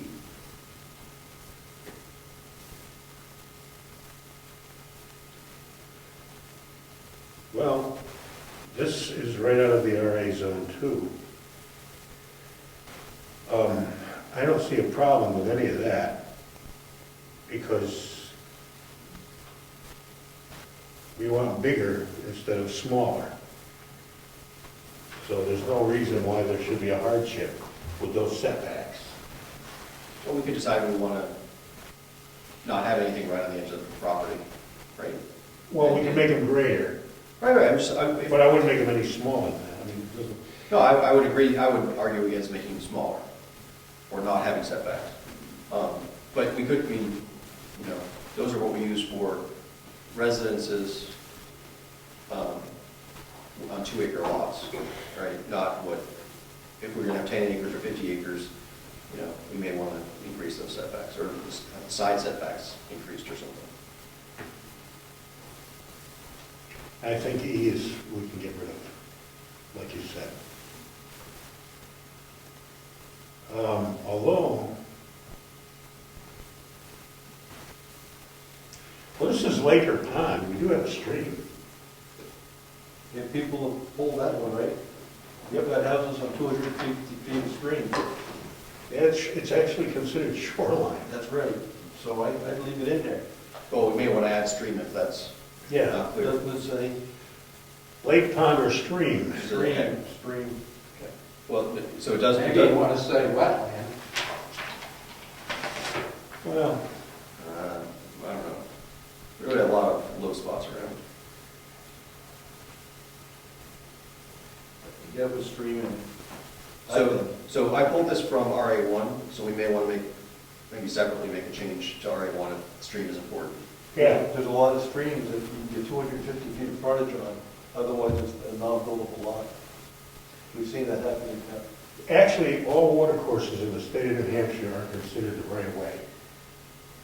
And you theoretically and technically, by state statute, I can't speak to all the towns, you don't need any road frontage at all except your driveway access if you have 250 feet on a water body, because that is considered a legal right-of-way in the state of Hampshire by definition. But we can be tighter. We can be tighter than that. We can't be looser than that. Right. We can say you can't do it. We can say you can't do that. In other words, you have, Well, these are our ordinances. That's right. 250 feet on a right-of-way is our ordinance. I'm just saying that water courses are considered a right-of-way. So And my- we haven't stipulated I otherwise just in our say, zoning. say it differently. We had a lot in town where someone, that it was non-buildable until they pulled the 250 feet of, what's the word you're using? Shoreline. Shoreline on a That's brook. correct. On a brook. That's right. And that was not the intent, but But that's how the law you reads. couldn't say no. Right. That state's statutory. So we should start, if we're going to create language, we should make it do what we want it to do, and we can go correct elsewhere separately. Yes.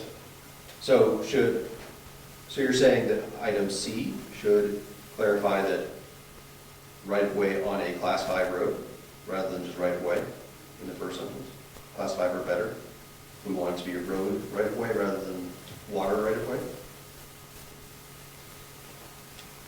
Or just like we say class 6 doesn't meet the road frontage requirements, call out shoreline doesn't meet the right-of-way requirements as well? I guess I think we should try to limit, maybe aside, class 6 roads. Yeah. For the further creation of. It just so happens up there, by the lay of the land, the stream and the road are parallel. So if they have 250 feet on the stream, they're going to have 250 feet on the road anyway. So it only actually becomes irrelevant, in that respect, because there's no other water bodies up there. Well, where's the lake up there? That's right, there's a pond up there. Well, deep delta pond. It's a pond now. Yeah. There's The water retention pond? There's something up the hill, I saw. Up on top of the hill, There's right? supposed to be something on the hill, I saw on a map. What's that lake? What are you talking about? Mountain Lake. Lake? Well, that has nothing. That's not his. It's not, it's over, No, it's not no, there. that's not within the boundaries. All right, so it's irrelevant. No, the retention pond is, it might be, 500 feet all the way around. But I don't think that's a discussion anyway here. What's the intent? I was thinking roads for right-of-way, but What are we talking about? Remember, C, See, the road right of way, you could put it there, it just won't matter because the road and the stream parallel each other. yeah, but I almost think it should be a class 5 road. I think if you say that it can't be class 6 and it can't be a shoreline, Then you, by default, I is think- better. I think you're left with class 5 or better. So Then you're gonna wind up with no parcels on the back side that can have a dwelling on it. Because there are the fire, ambulance, safety issues unless they build a class 5 road up there. And that's what I think the township requires.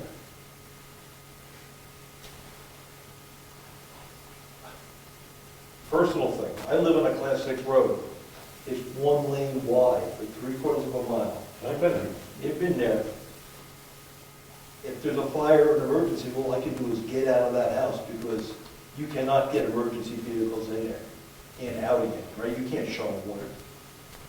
I don't think we have a lake at least, and pump it. If you You get can close. you So can I- get through the ice. So I don't think the town should allow that to continue. Go at least so you can get 2 vehicles side by side. I mean, after living there, it's dangerous. So is that a class 5 road? I think it is. What's the definition? I can't remember. It was a senior moment. You could say class 6 road of a certain width. That would be okay. Because class 5 and 6, there's dramatic differences in condition. It's the issue of being wide enough for 2 vehicles is what I'm really concerned about. Well, you could require that. And for future discussion. Well, that might bring us back to the may not meet under review idea. So class 6 that is wide enough and accessible, as long as the people maintain it, would be acceptable in some cases. What was that? I remember I mentioned may not meet under review the frontage requirements. That suggestion eliminating does not meet. That gives the option for us to approve a wider class 6 that may be able, that is maintained, and may be able to accommodate emergency vehicles. That gives a lot more flexibility to the board or the future boards, any actions on subdivision. Yeah, unfortunately, flexibility can be a two-edged sword, right? Flexibility then allows. If you're mentioning it may not under review, which means it leaves the review process still up to the board. The problem is that even once it gets approved, what happens 10 years later? You know, how do you guarantee that, how do you require that it be maintained properly and police that and everything That may else? be, Especially up on the slopes. that may be a condition of the site plan review. I think, we could. That's not what he's saying, though. No, I know. What he's saying is you build the houses up there for the caretakers, and then the road goes to hell, and the emergency vehicles can't get up there. Who's gonna police that? It may be a condition when they build, but it won't necessarily You're say that talking way. roads in a subdivision, right?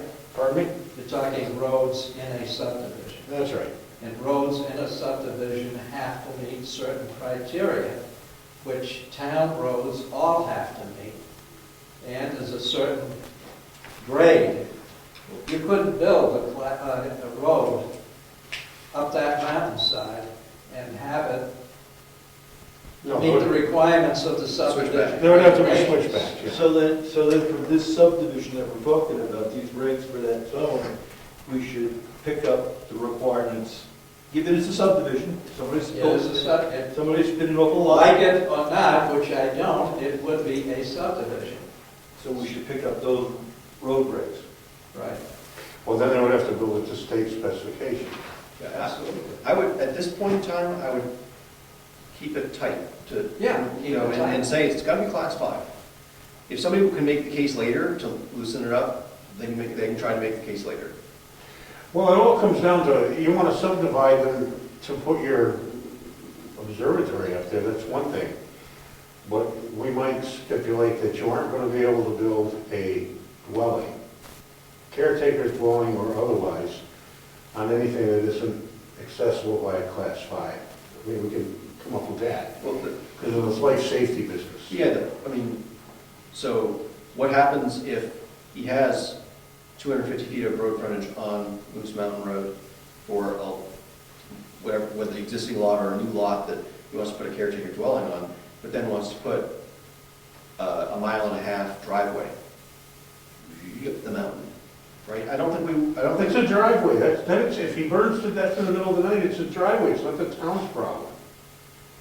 I don't want to see the governor. No, of course not, but, I mean, all of us can do that on our own property if you have enough of it, nobody's responsible but yourself for that. I mean, oh well. The town can't be held liable. But the planning board might deny that during site plan review, just saying, this is really stupid. It's a business. You're running a business up there and you know. Yeah, I agree. I'm not gonna worry about it. And a cul-de-sac or a driveway can be a certain distance. I'm sorry? A cul-de-sac can only be a certain distance From what? in a subdivision. If you build a road in, normally we require two roads, an entrance road and an exit road, because if there's a tree or one road becomes impassable, then you can use the other one. No outlet, right, that's the part of our regs. That's right. I do remember reading that at some point. Drew Farm, beautiful subdivision. Too bad they can't sell anything. Or haven't sold much anything. Where? Drew Farm Road Oh, up here. That U-shaped subdivision on the hillside. Got the best road in town. Not a crack in it, not a heave in it. We made them build it right. There's not much for you mean, time. you mean Bennett and the quarter, yeah. I took a lot of abuse, but I wouldn't give in. We made him build it right. It's a nice road. It is, it is. You won't find a crack or a heave in it. Have we taken that on as a road that we maintain yet? They haven't asked. No, When it starts to crack and heave, then they'll ask. Then we can say no. well, probably, the town doesn't have to accept it anyway. There comes a point where the town has to accept it if there's enough townspeople living on it. No, you accepted a town meeting. Yeah, that's the only place, you're right. Has to be voted on. But unless there's enough people living on it, this was Bob Leonard, remember? How many years did he go before he got accepted? Quite a while. I don't remember the number of years. 5 or 6. Oh, yeah, all of that. Poor Bob. Well, I think we've kicked this around enough. Everybody should go home and think about it. I'm going to draw up the... Yes, that's a good idea. Very good, George. Stay right on your toes. I would like to make a motion that this document become a working document as it stands right now. Rob's document. Well, you're it. Copy and paste. We won't put your name on it. It's a working document, and we'll work forward with this in mind as we go. And any improvements or changes we make to what we're going to do here, i.e. moving some of these things will become part of our work. But let's make this working document, okay? Second. Discussion. All in favor? Aye. Opposed? Abstentions? It's the working document. There. That's good. I'm going to work on figuring something out to move these few things, and I'll bring it back and give it to you. And then we'll go back to this business here. Maybe, I don't like calling the town attorney too often with stuff because it's pricey. But I'm going to call her with a couple questions about here. They have to do with this. Because there's always some kind of legal ramification or consequence to something. She's an astute gal. She comes up with stuff pretty quickly. For a 5-minute conversation, I didn't think of that. That's a good idea. Okay, this goes to bed for a week. And we're to Granite State Futures event meeting discussion. I had a conversation with Cynthia Copeland about doing a presentation for us about the Granite State future, and I was handed that document which I showed you before, which is basically the myths and facts about the Granite State future. It's basically what we already have. Yes. The answer I was given was, we are already well into the grant and using the money to create the regional master plans. So therefore, she didn't think it was necessary and felt that the questions, she didn't agree with the questions we had. That's an unquote, that's a quote. I know that. That's more than, how can you not agree with the question? You can either answer it or don't answer it. Tomorrow, That's a donor answer. tomorrow at the State Capitol, room 103 of the LOB offices, we're having a legislative presentation of the role of RPCs and the role of how that interplays with the Granite State future. So if you'd like to see that, that's happening tomorrow, 9 a.m. You're taping it? Correct. No, I'll watch it. So is that a presentation? Is that open testimony? What is that? No, it's just a open house presentation for legislators to better understand the role of the RPCs and how the Granite State future plays into that. Presentation by whom? Ken Eyring and Jane Cormier of Bolton. We met them. Correct. Cormier, Yes, she a state rep? yes, from She- Bolton, Belknap. Right, and is she in favor of this? No. No, she's not. Right. So this is one They spoke to side us. presenting, I follow her in one of the papers. 2 years ago, she came and spoke. to Oh, her. did Cormier came They here? were here, yeah. Yeah, she's a brilliant lady. Yeah, she's smart. Yeah. And it doesn't really matter if you're, it's not an in favor or favor, it's more of an informational Yep. presentation, because most legislators, when they first come into the system, they don't really understand what an RPC is, they don't know what it does. Right. So it's basically, it gives both sides, because there will be, I believe there'll be 2 representatives from 2 different RPCs there. So they will also be fielding questions and answers to give the legislators a better defined answer of what they do and what seems to be the problems with understanding what they do.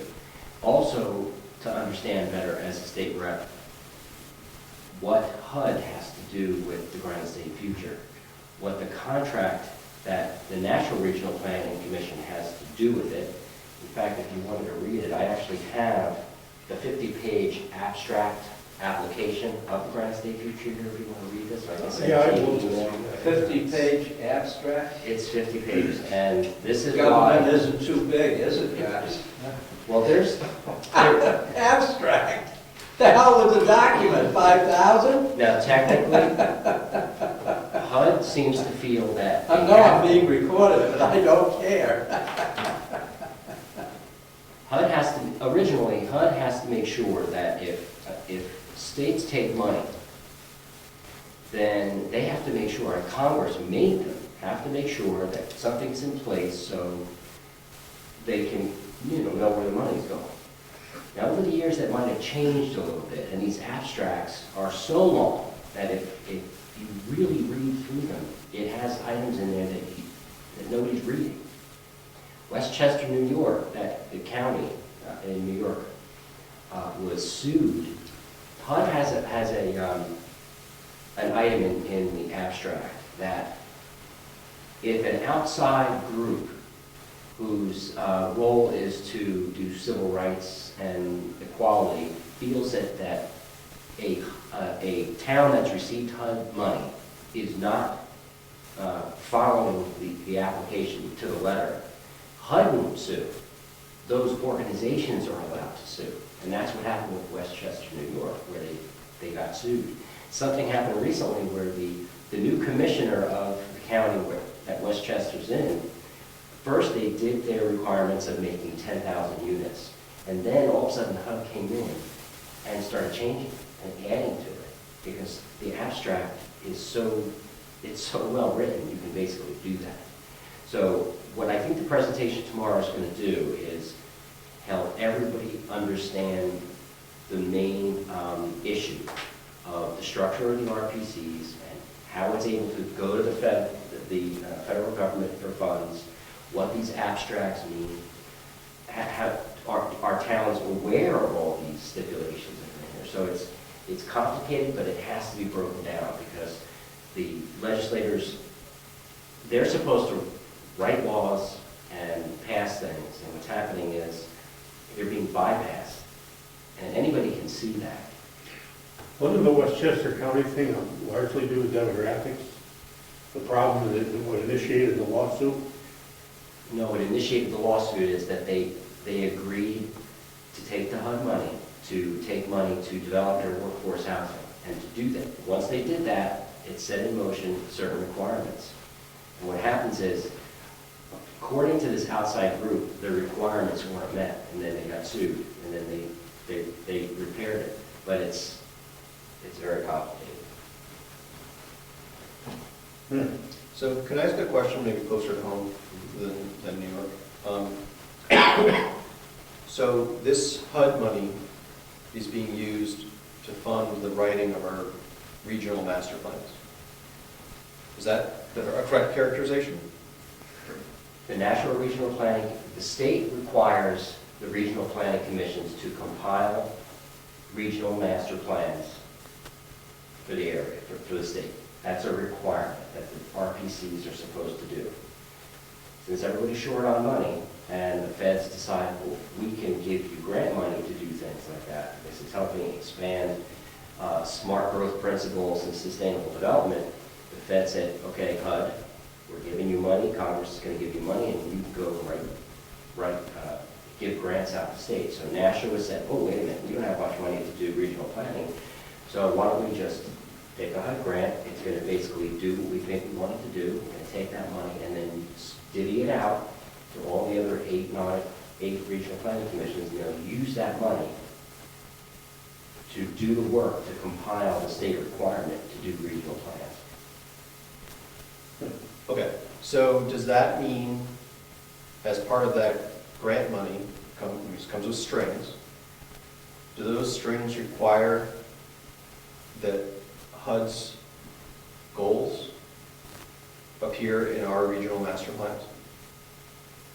It's funny how you say that. If you read the abstract, it will bring you to that end, but it doesn't necessarily tell you that you have to do that. Do you understand what I mean? But if you're like Westchester and you don't do it, you could get sued. Correct. Ask your question again. So, maybe try it a different way. So,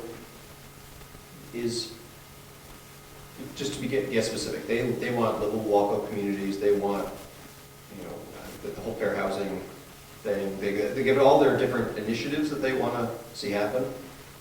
Are those required to show up in our regional master plans as part of the contract? If you take the money, since the regional planning commissions took the money, they will have to, yes, that will be incorporated. Now you're going to say, well, how would they do that? Because the feds really can't dictate to the states how you're going to zone and how you're going to regional plan. Correct? They can't. So what they do is, this is where the Parsi Institute of UNH comes in and has the listening sessions. And then they choose. Okay, so just a short circuit. So if, by chance, a listening session or a series of listening sessions had the result that the people of New Hampshire or a given region in New Hampshire want to retain their property rights rather than have their property rights be taken for all these other wonderful things, would a regional master plan that reflected that be acceptable under the grant? First, saying that it takes property rights is not accurate.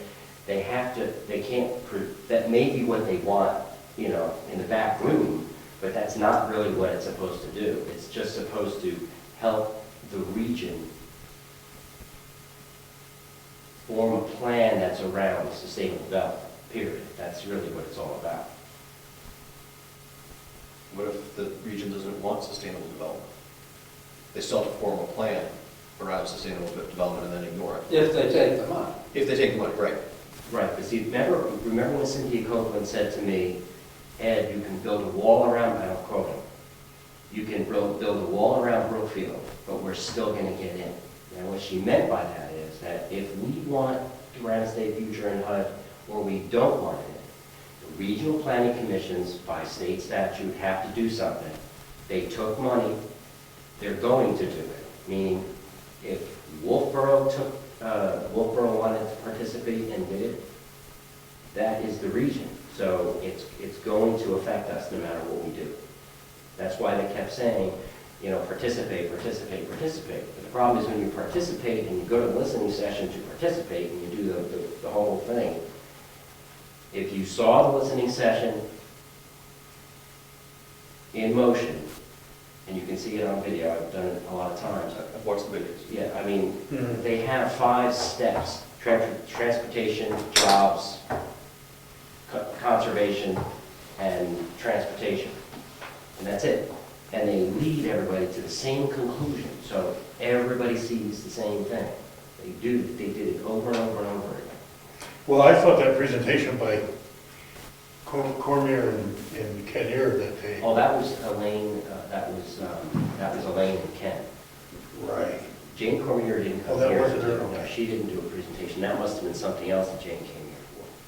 I don't know, I didn't know she was even here. I just follow her in the newspaper, in the Weir's Times. She's got an article every week, and it's very enlightening.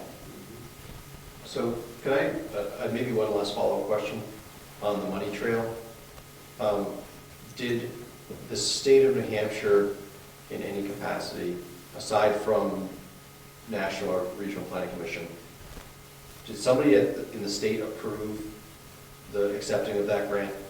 The governor. No. No, they did not. I thought the governor's office did. The legislature, if you read the RSA for the RPCs have full authority to go to the federal government for any grants to complete their the authority they have to create regional plans.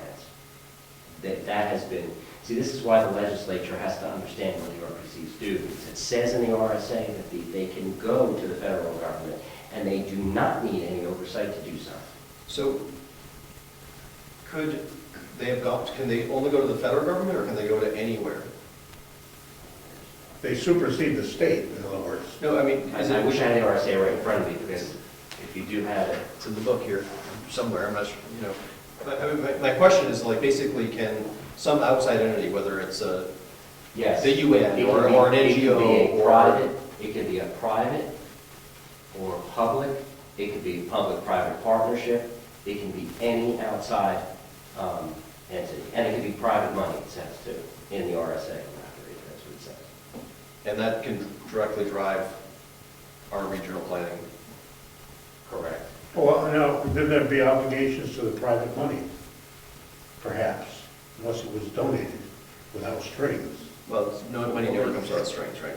Yeah, they really can't, if the RSA stipulates if it's there to plan for the regional, if it's there to plan for the regional plan, to put that together, then the person who gives the money can't add something to it.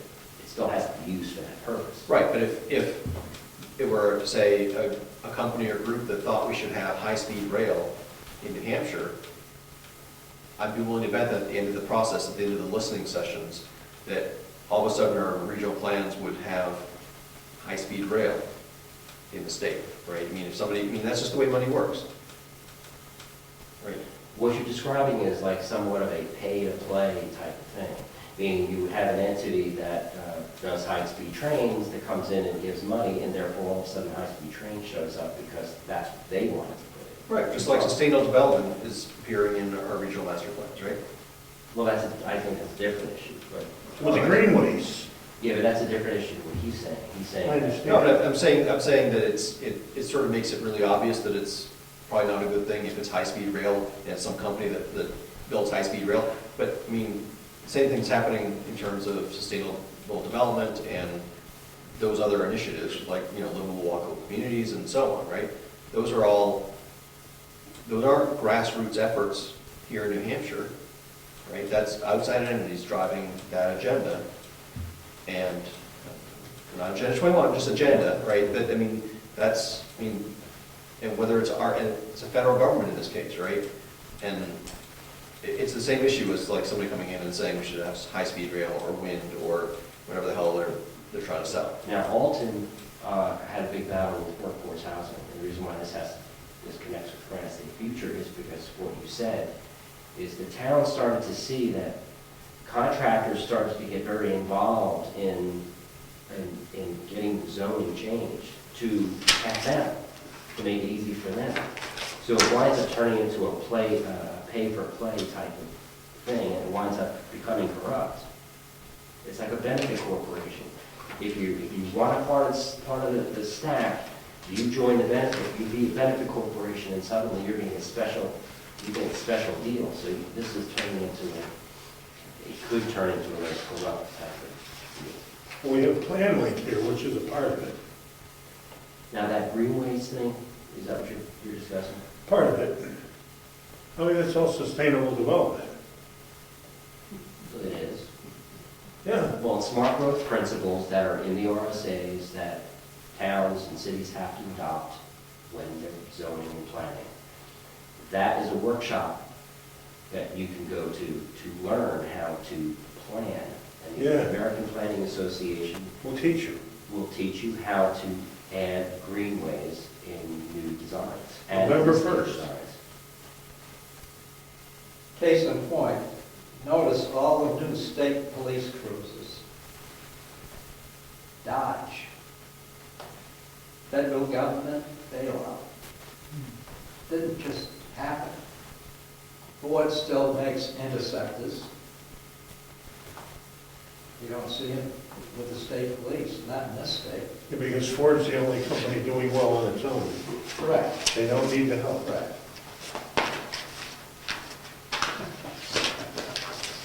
Which means that they may not be buying the best product. There's always an agenda. Yeah, I know it. So it seems like, a lot of this really is about driving zoning, right?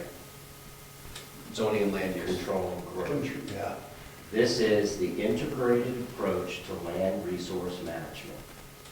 The federal government does not have any authority at this point to tell states, cities, towns how to zone their land. So in order to do that, because of the international agreements they made, they come up with these carrots, which is all the grant money, to help you incorporate that. And people who are in Manchester that are crammed into the cities, they want that money. They want it to do. And they want to put things in conservation. They promote that because they want to set aside every unused parcel of land, lock it away for use, so all the human beings have to be put in centralized and densely populated. They're already doing this in Germany. If you went to the Office of Energy and Planning Conference, it was back from Germany there, and he was explaining how they do zoning there.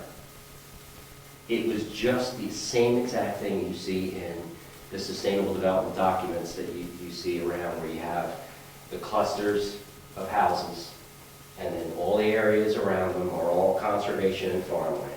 They cannot be developed, they cannot be touched or anything, but all the people have to stay in the mixed use, store on the bottom, stacked compact housing on top. And that's what they do in Europe, and it's coming here. By 2030, Let's see, 2030. I might not be here. well, I seem to remember Ken Ear, when he was here, talking about 2050. It might have been that. He What are we going to do about a master plan here? Who would we partnership with to do a master plan?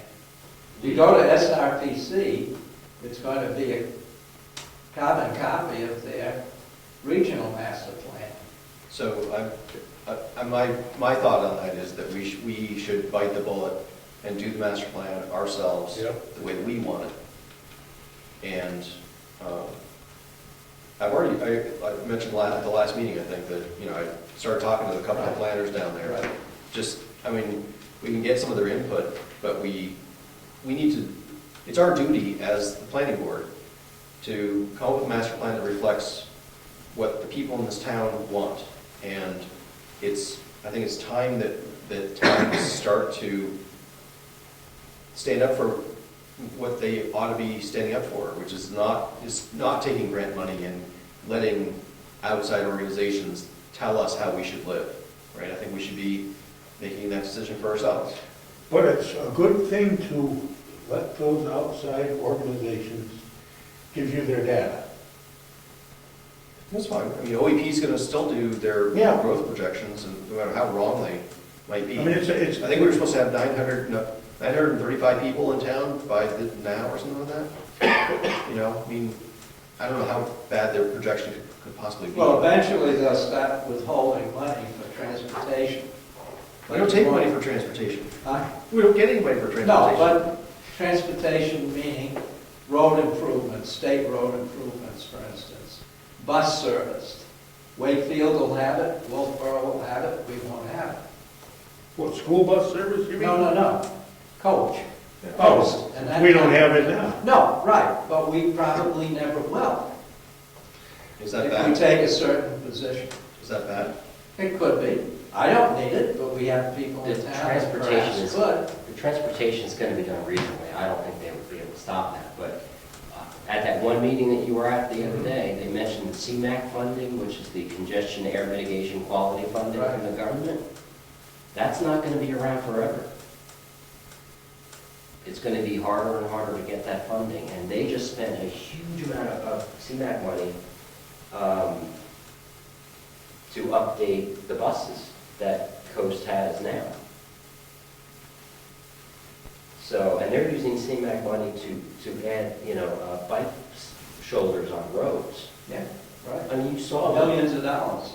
instead of fixing the bridge that's Right. falling down, they're putting bike, Right. so, what are they doing? Between Newfields and Durham. Can I, Yeah, actually, digressing. we have had no communications from SRPC. No, Okay. that's correct. About doing a presentation. Yes, I'm tying that in with the Granite State Futures event meeting discussion. That's old business on the next item, just to, because we're running up to 9 o'clock. What is this next, who's Sarah Jane? And Donald Grogan. Yes, we received an email I gotta find it here. from them, and they were requesting a meeting according to that top paragraph there. If Mr. Chairman, I have to read that. Yeah, I'm so sorry to have confused this issue. I thought I had included an attachment to my email. We are asking to come before the planning board because when my mother-in-law passed on, she had split a piece of property in Brookfield into 2 pieces of property. We'd like to return them to the original piece of property. We have Form PBFBM-411-2005, application for voluntary parcel merger in Brookfield, New Hampshire, which was approved by the Registry of Deeds for Carroll County filled out. We were told we had to go before the planning board, which is why I have requested to be put on the agenda, et cetera. And that's pretty much what they want to do, consolidate 2 pieces back into 1. Oh, okay. It's 2 half-acre Yep. approximately lots on the lake. Oh, I don't recognize the name. They don't, their address on their tax card is like Maine or something, so they don't live there. There's But I a, don't even recognize it as a taxpayer. there's a, I would think a They've been there a long time? Very long time, Okay. no, It's a building on one of them. Okay. maybe on 2 of them, maybe on 2, I don't know where the lot line is. There's no frontage, they have to get to across the lake. Just while we're talking about this type of thing, what is going on off of Governor's Road? Did somebody come in and buy the, the people on the lake? What used to be the racetrack Oh, yeah, property? Meekin down here. Meekin, yeah. Did somebody buy Meekin's property and want to put a house in there? I think so. I think they came to the planning board a good 2 years ago and talked about that. Was that the gentleman who came in and asked? Did they have for a replacement of a, 250 feet of frontage on Governor's Road? Oh, sorry. Where is that? I missed that. Someone came in about 2 years ago, because they were buying a Meekin racetrack down here on Right. Governor's Road, and talked to the planning board about putting up a home that would not meet the minimum square footage requirements, and having temporary housing in a trailer. Yes. And they talked to the planning board, and I don't think the planning board made any decision because no paperwork was ever presented. Well, they didn't submit anything. No paperwork was ever Okay. submitted, and now we see some development taking place there. Right. So I guess, Will they apply for a building permit? I don't know. I don't know. Well, I asked Eddie about the trees coming down. Yeah. Trees came down because they want to put a driveway in, and Yeah. state road, state says not enough visibility. Take the trees down so we have better visibility. Hence that excavation and, So the driveway permit's by the state anyway. I guess. Yeah, but is there 250 feet frontage for that lot on Governor's Road? I don't know. They may not be building a house. They haven't applied for a permit. Well, they said. I don't know if they've apply for a permit. Well, what's Eddie involved in this for? I don't think Eddie was. I asked Eddie at the selectmen's meeting what's going on. Yeah. Do they have a logging permit because of all the trees they were taking down? Right. And he says, no, they're not taking a lot of trees down. The state's requiring them to improve the visibility. So there was no logging permit required. So they're getting a driveway permit. Well, once you get a house in there, you're not gonna be able to Oh, have any say at all. So somebody better keep an eye on the CEO and make sure he doesn't give them a building permit. We'll talk tomorrow night. Because that piece of property, I'm sure does not have 250 feet on a class 5 road. Is it a building lot approved prior? I don't believe so. Is it out in the lake? No. Isn't what they cleared part of that parcel? What parcel? The one we're talking about, Meekin's Racetrack. Yeah. Doesn't that come to Governor's Road? I assume it did. The driveway does. Oh, see, I assume when they cleared, that whole clearing was part of the parcel. But do you think you can find it on the tax map? Because that will show you how much. I don't think so. Yeah, we'll check. We can find it. Is there any water there? A stream? There is a stream. Yeah, we Oh, saw, yeah. we saw So that. the 250-foot stream. There we go. I don't think they're that close. They presented that map to us, to the planning board. Remember, we got the map and someone said, why do we have this map? They were resurveying. We got it about there's the head shake. We got it about 4 months ago. Why did they present this map? That's the parcel. The dam map, you mean? Yes. That's the parcel we're talking about. Maybe they have 250 on the river. I think the survey showed that they did not. I don't remember. think I didn't the look at it survey from that shows perspective. Well, they don't need to have 250 on the river. They need to have a combination of road frontage and river frontage to equal 250. Contiguous. I don't know what it says. I'm not sure that our ordinances read contiguous road frontage. I think so, and I don't think you can mix the two. Oh, you can mix them. I don't think so. According to the state, you can. I don't know if we have separated ourselves from the state by ordinance, I don't but think the so. state, according to the state, you can. It's us, I don't know. I don't think so. So back to your letter, I think they just have to talk to Jessica in full format, saying we want to combine the lots. And she'll do it. I think that's the policy the town has, for combining lots, the voluntary combining of lots. Well, they're still asking you to come before the planning board for that. Okay. Yeah, I just don't think we have much. That's still a lot line change. Yeah, she still has to file, but it's basically a high buy, we can't deny the combining. We're not gonna do that. I think there's a form that we had in the assessor clerk's office where someone wants to combine lots. They fill that form in and it's a done deal. They own both If they lots. own both lots, yeah, Oh, they're yeah. joining, yes. Yeah, but I understand, but that doesn't necessarily mean it's a legit legal building lot. I think that has to be filed too. Yeah, doesn't mean that, it just means we have two lots. We have one lot as opposed to two lots. One tax card, not two tax cards. Well, as long as there's not two Should be in dwellings. one each. I don't know. Well, that'd be the question when they come to us, Okay. right? But only one of the task cards shows the building. Yeah, There's two belong to buildings the back area, there. that's what. Maybe you can't get there without a boat, so maybe we haven't assessed it properly in a while. You live right there, right? Not that close.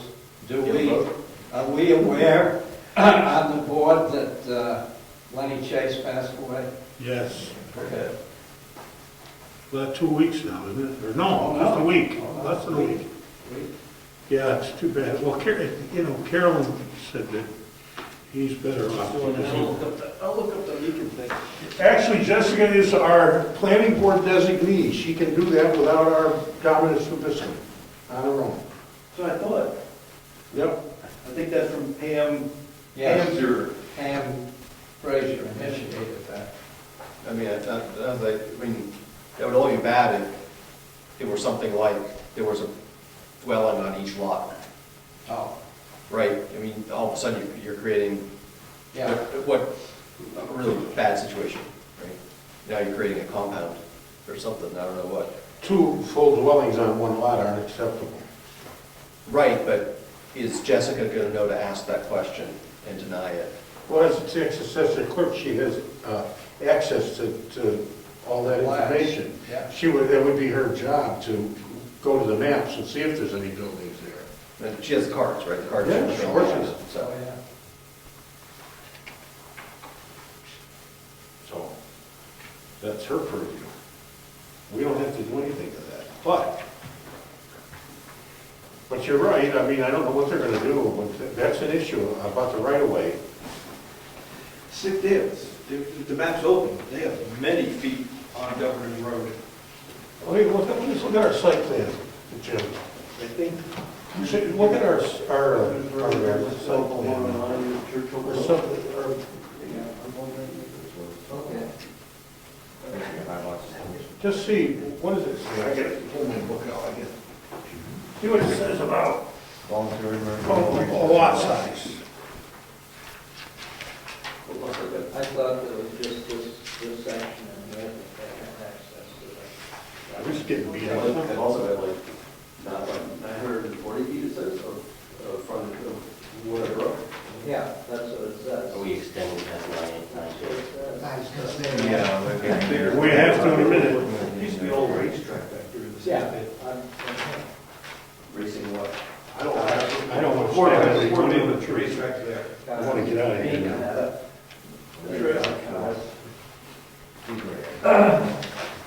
So the question for Jessica, if they come in, is how many structures they have in those lots? Is that what I heard? Yeah. I move that we extend our meeting time past 9 o'clock to finish up this business before we adjourn. Second? Any discussion? All in Are we favor? going to keep with it or get sidetracked? Aye. Opposed? Abstentions? Okay. We are there. I just want to find something. So on the issue of the merger, should we just tell them they don't need to come to see us?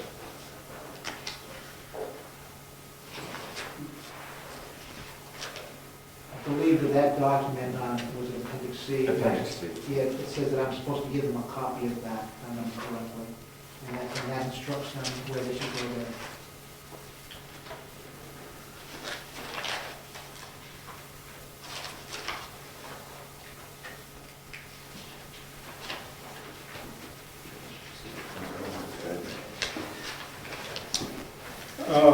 I won't bore you anymore. I'm trying to find I gotta find the lot description, but I'm not gonna do it now. To find out whether that is contiguous frontage. I don't think it says that. But I would like to know if the water and the land can be used together. It's interesting. Never heard it. Never saw it. Well, I want to find out. They've how got they plenty are. of frontage on the road, 5 something. Well, anyway, let's move on. We have no update concerning this is old business, by the way. Update concerning correspondence with SRPC. B, CIP. I don't have the building book with me, but I have it, I've assembled it, I'm just gonna bring it in. I didn't bring it, I've been busy, I haven't quite finished it. I've been drawing a picture for the townhouse and schoolhouse, et cetera. So I've got those pretty much under control. I've got a floor thing, I'll see you tomorrow night. And that's probably all we're gonna do with CIP tonight. We spent a lot of time on other things. And Brad was supposed to be here, Mary Lou's recovering. Yes. I want to make a comment about the updated correspondence with the SRPC. Okay. The last letter we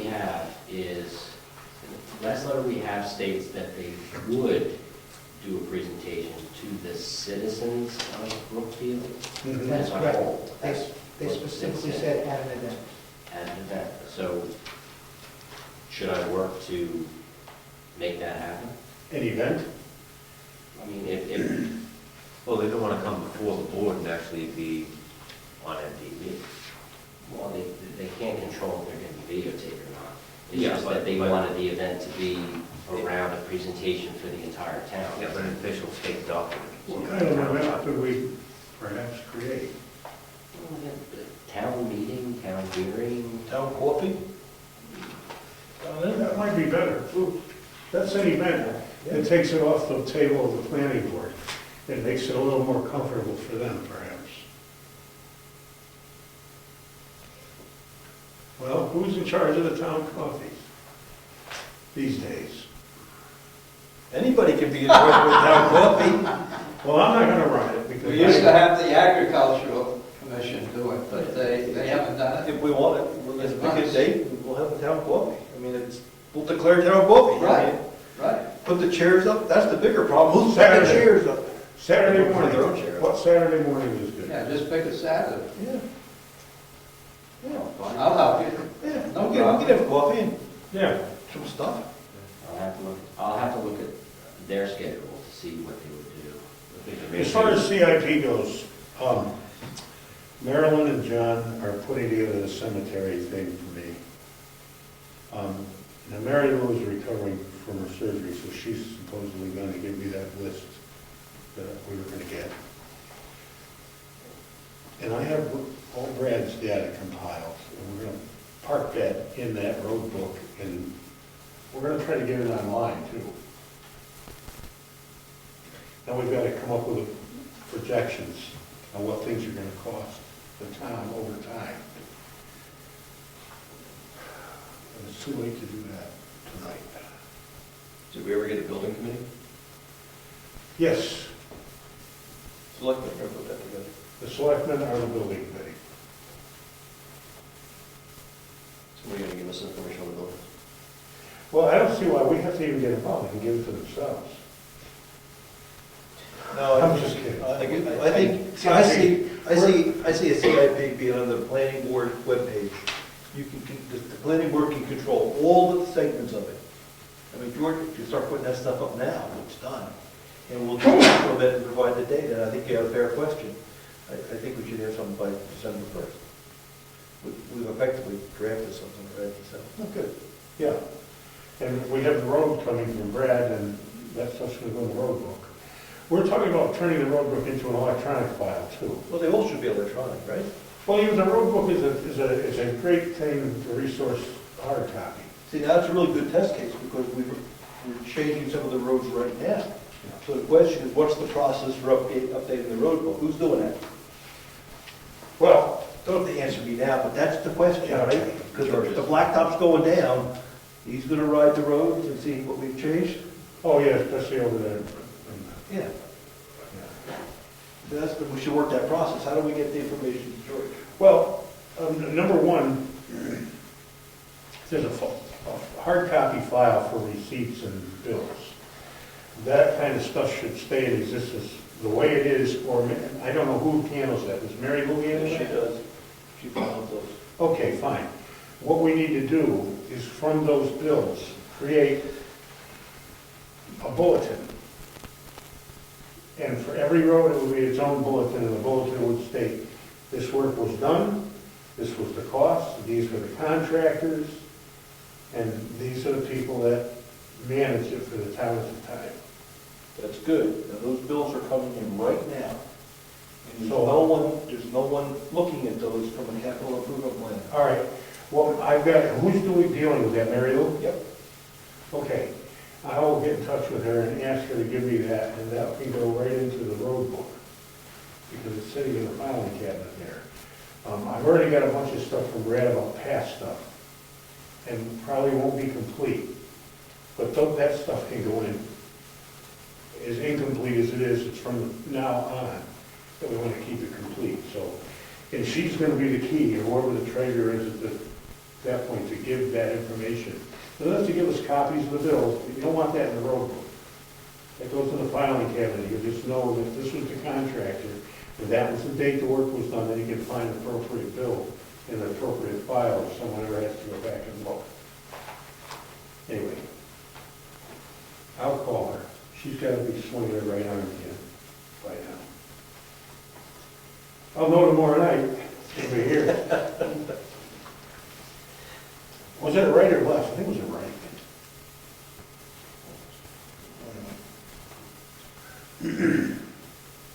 Okay. What were you saying? SRPC wants to know how many books we want, if we want any. She has to get her order in. 9, 10, 11. I don't remember if we got it. 11. Was it 11? Yeah, for the selectmen and the members of the board, you know, What about ZBA? well, 7, 8, 9, 10. I don't know, I suppose each member of the ZBA should have one, do you think? Did we give them to them last time? No. I don't remember. We didn't give them to ZBA. They probably They should. should have one. Each They member. eminently should. They have a budget, right? Say again? They have a budget, right? Is there? I assume they do. We always used to. Well, they can pay us then. The Yeah, planning- really more. Yeah. I mean, Okay, we have 1, 2, 3, 4, we have 7. And the selectmen make 11. And who else were we giving one to? We have 7 with the alternate. Oh, 7, you weren't counting the ex officio. No, because I'm giving him the selectmen's copy. Can you have your letter? Mr. Chairman, if I could also have Wait. one too. Pardon me? If you can include me in the numbers also. 12. And then for the planning, how many people are on ZBA? 5. So there's 17 books. Well, are these expensive? Yeah. Well, why don't we get one for the chairman and the... Yeah, chairman's the only one that really needs it. 13. Yeah. That's a long game.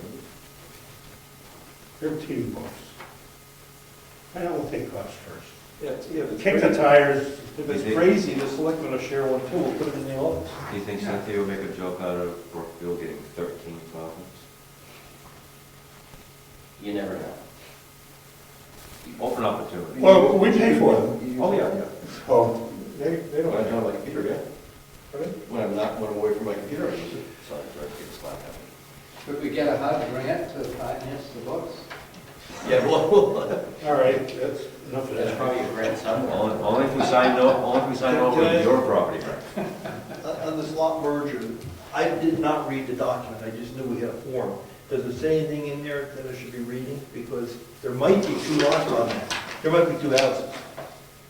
Does it just say they can combine anything they want? You mean this thing I just read by, the thing I read from Brogan?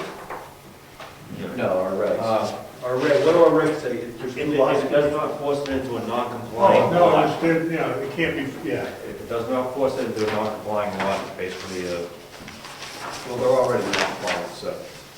Yeah, it doesn't matter, does it? or previously accepted. To be clear.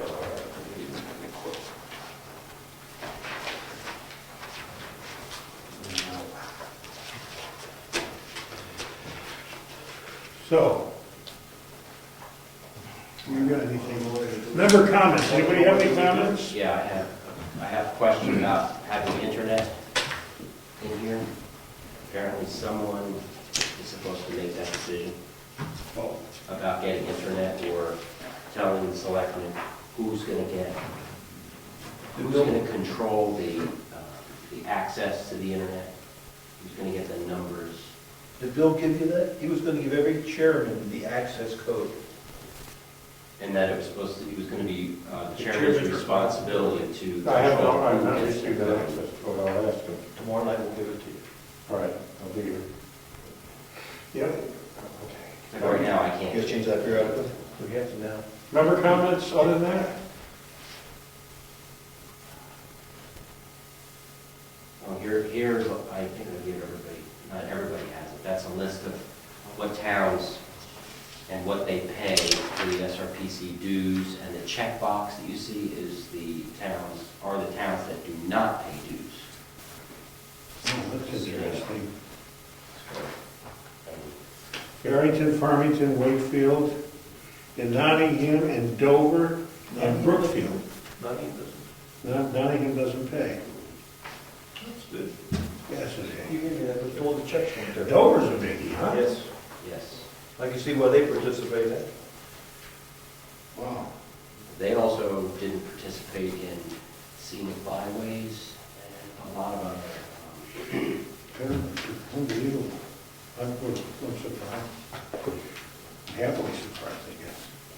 Okay,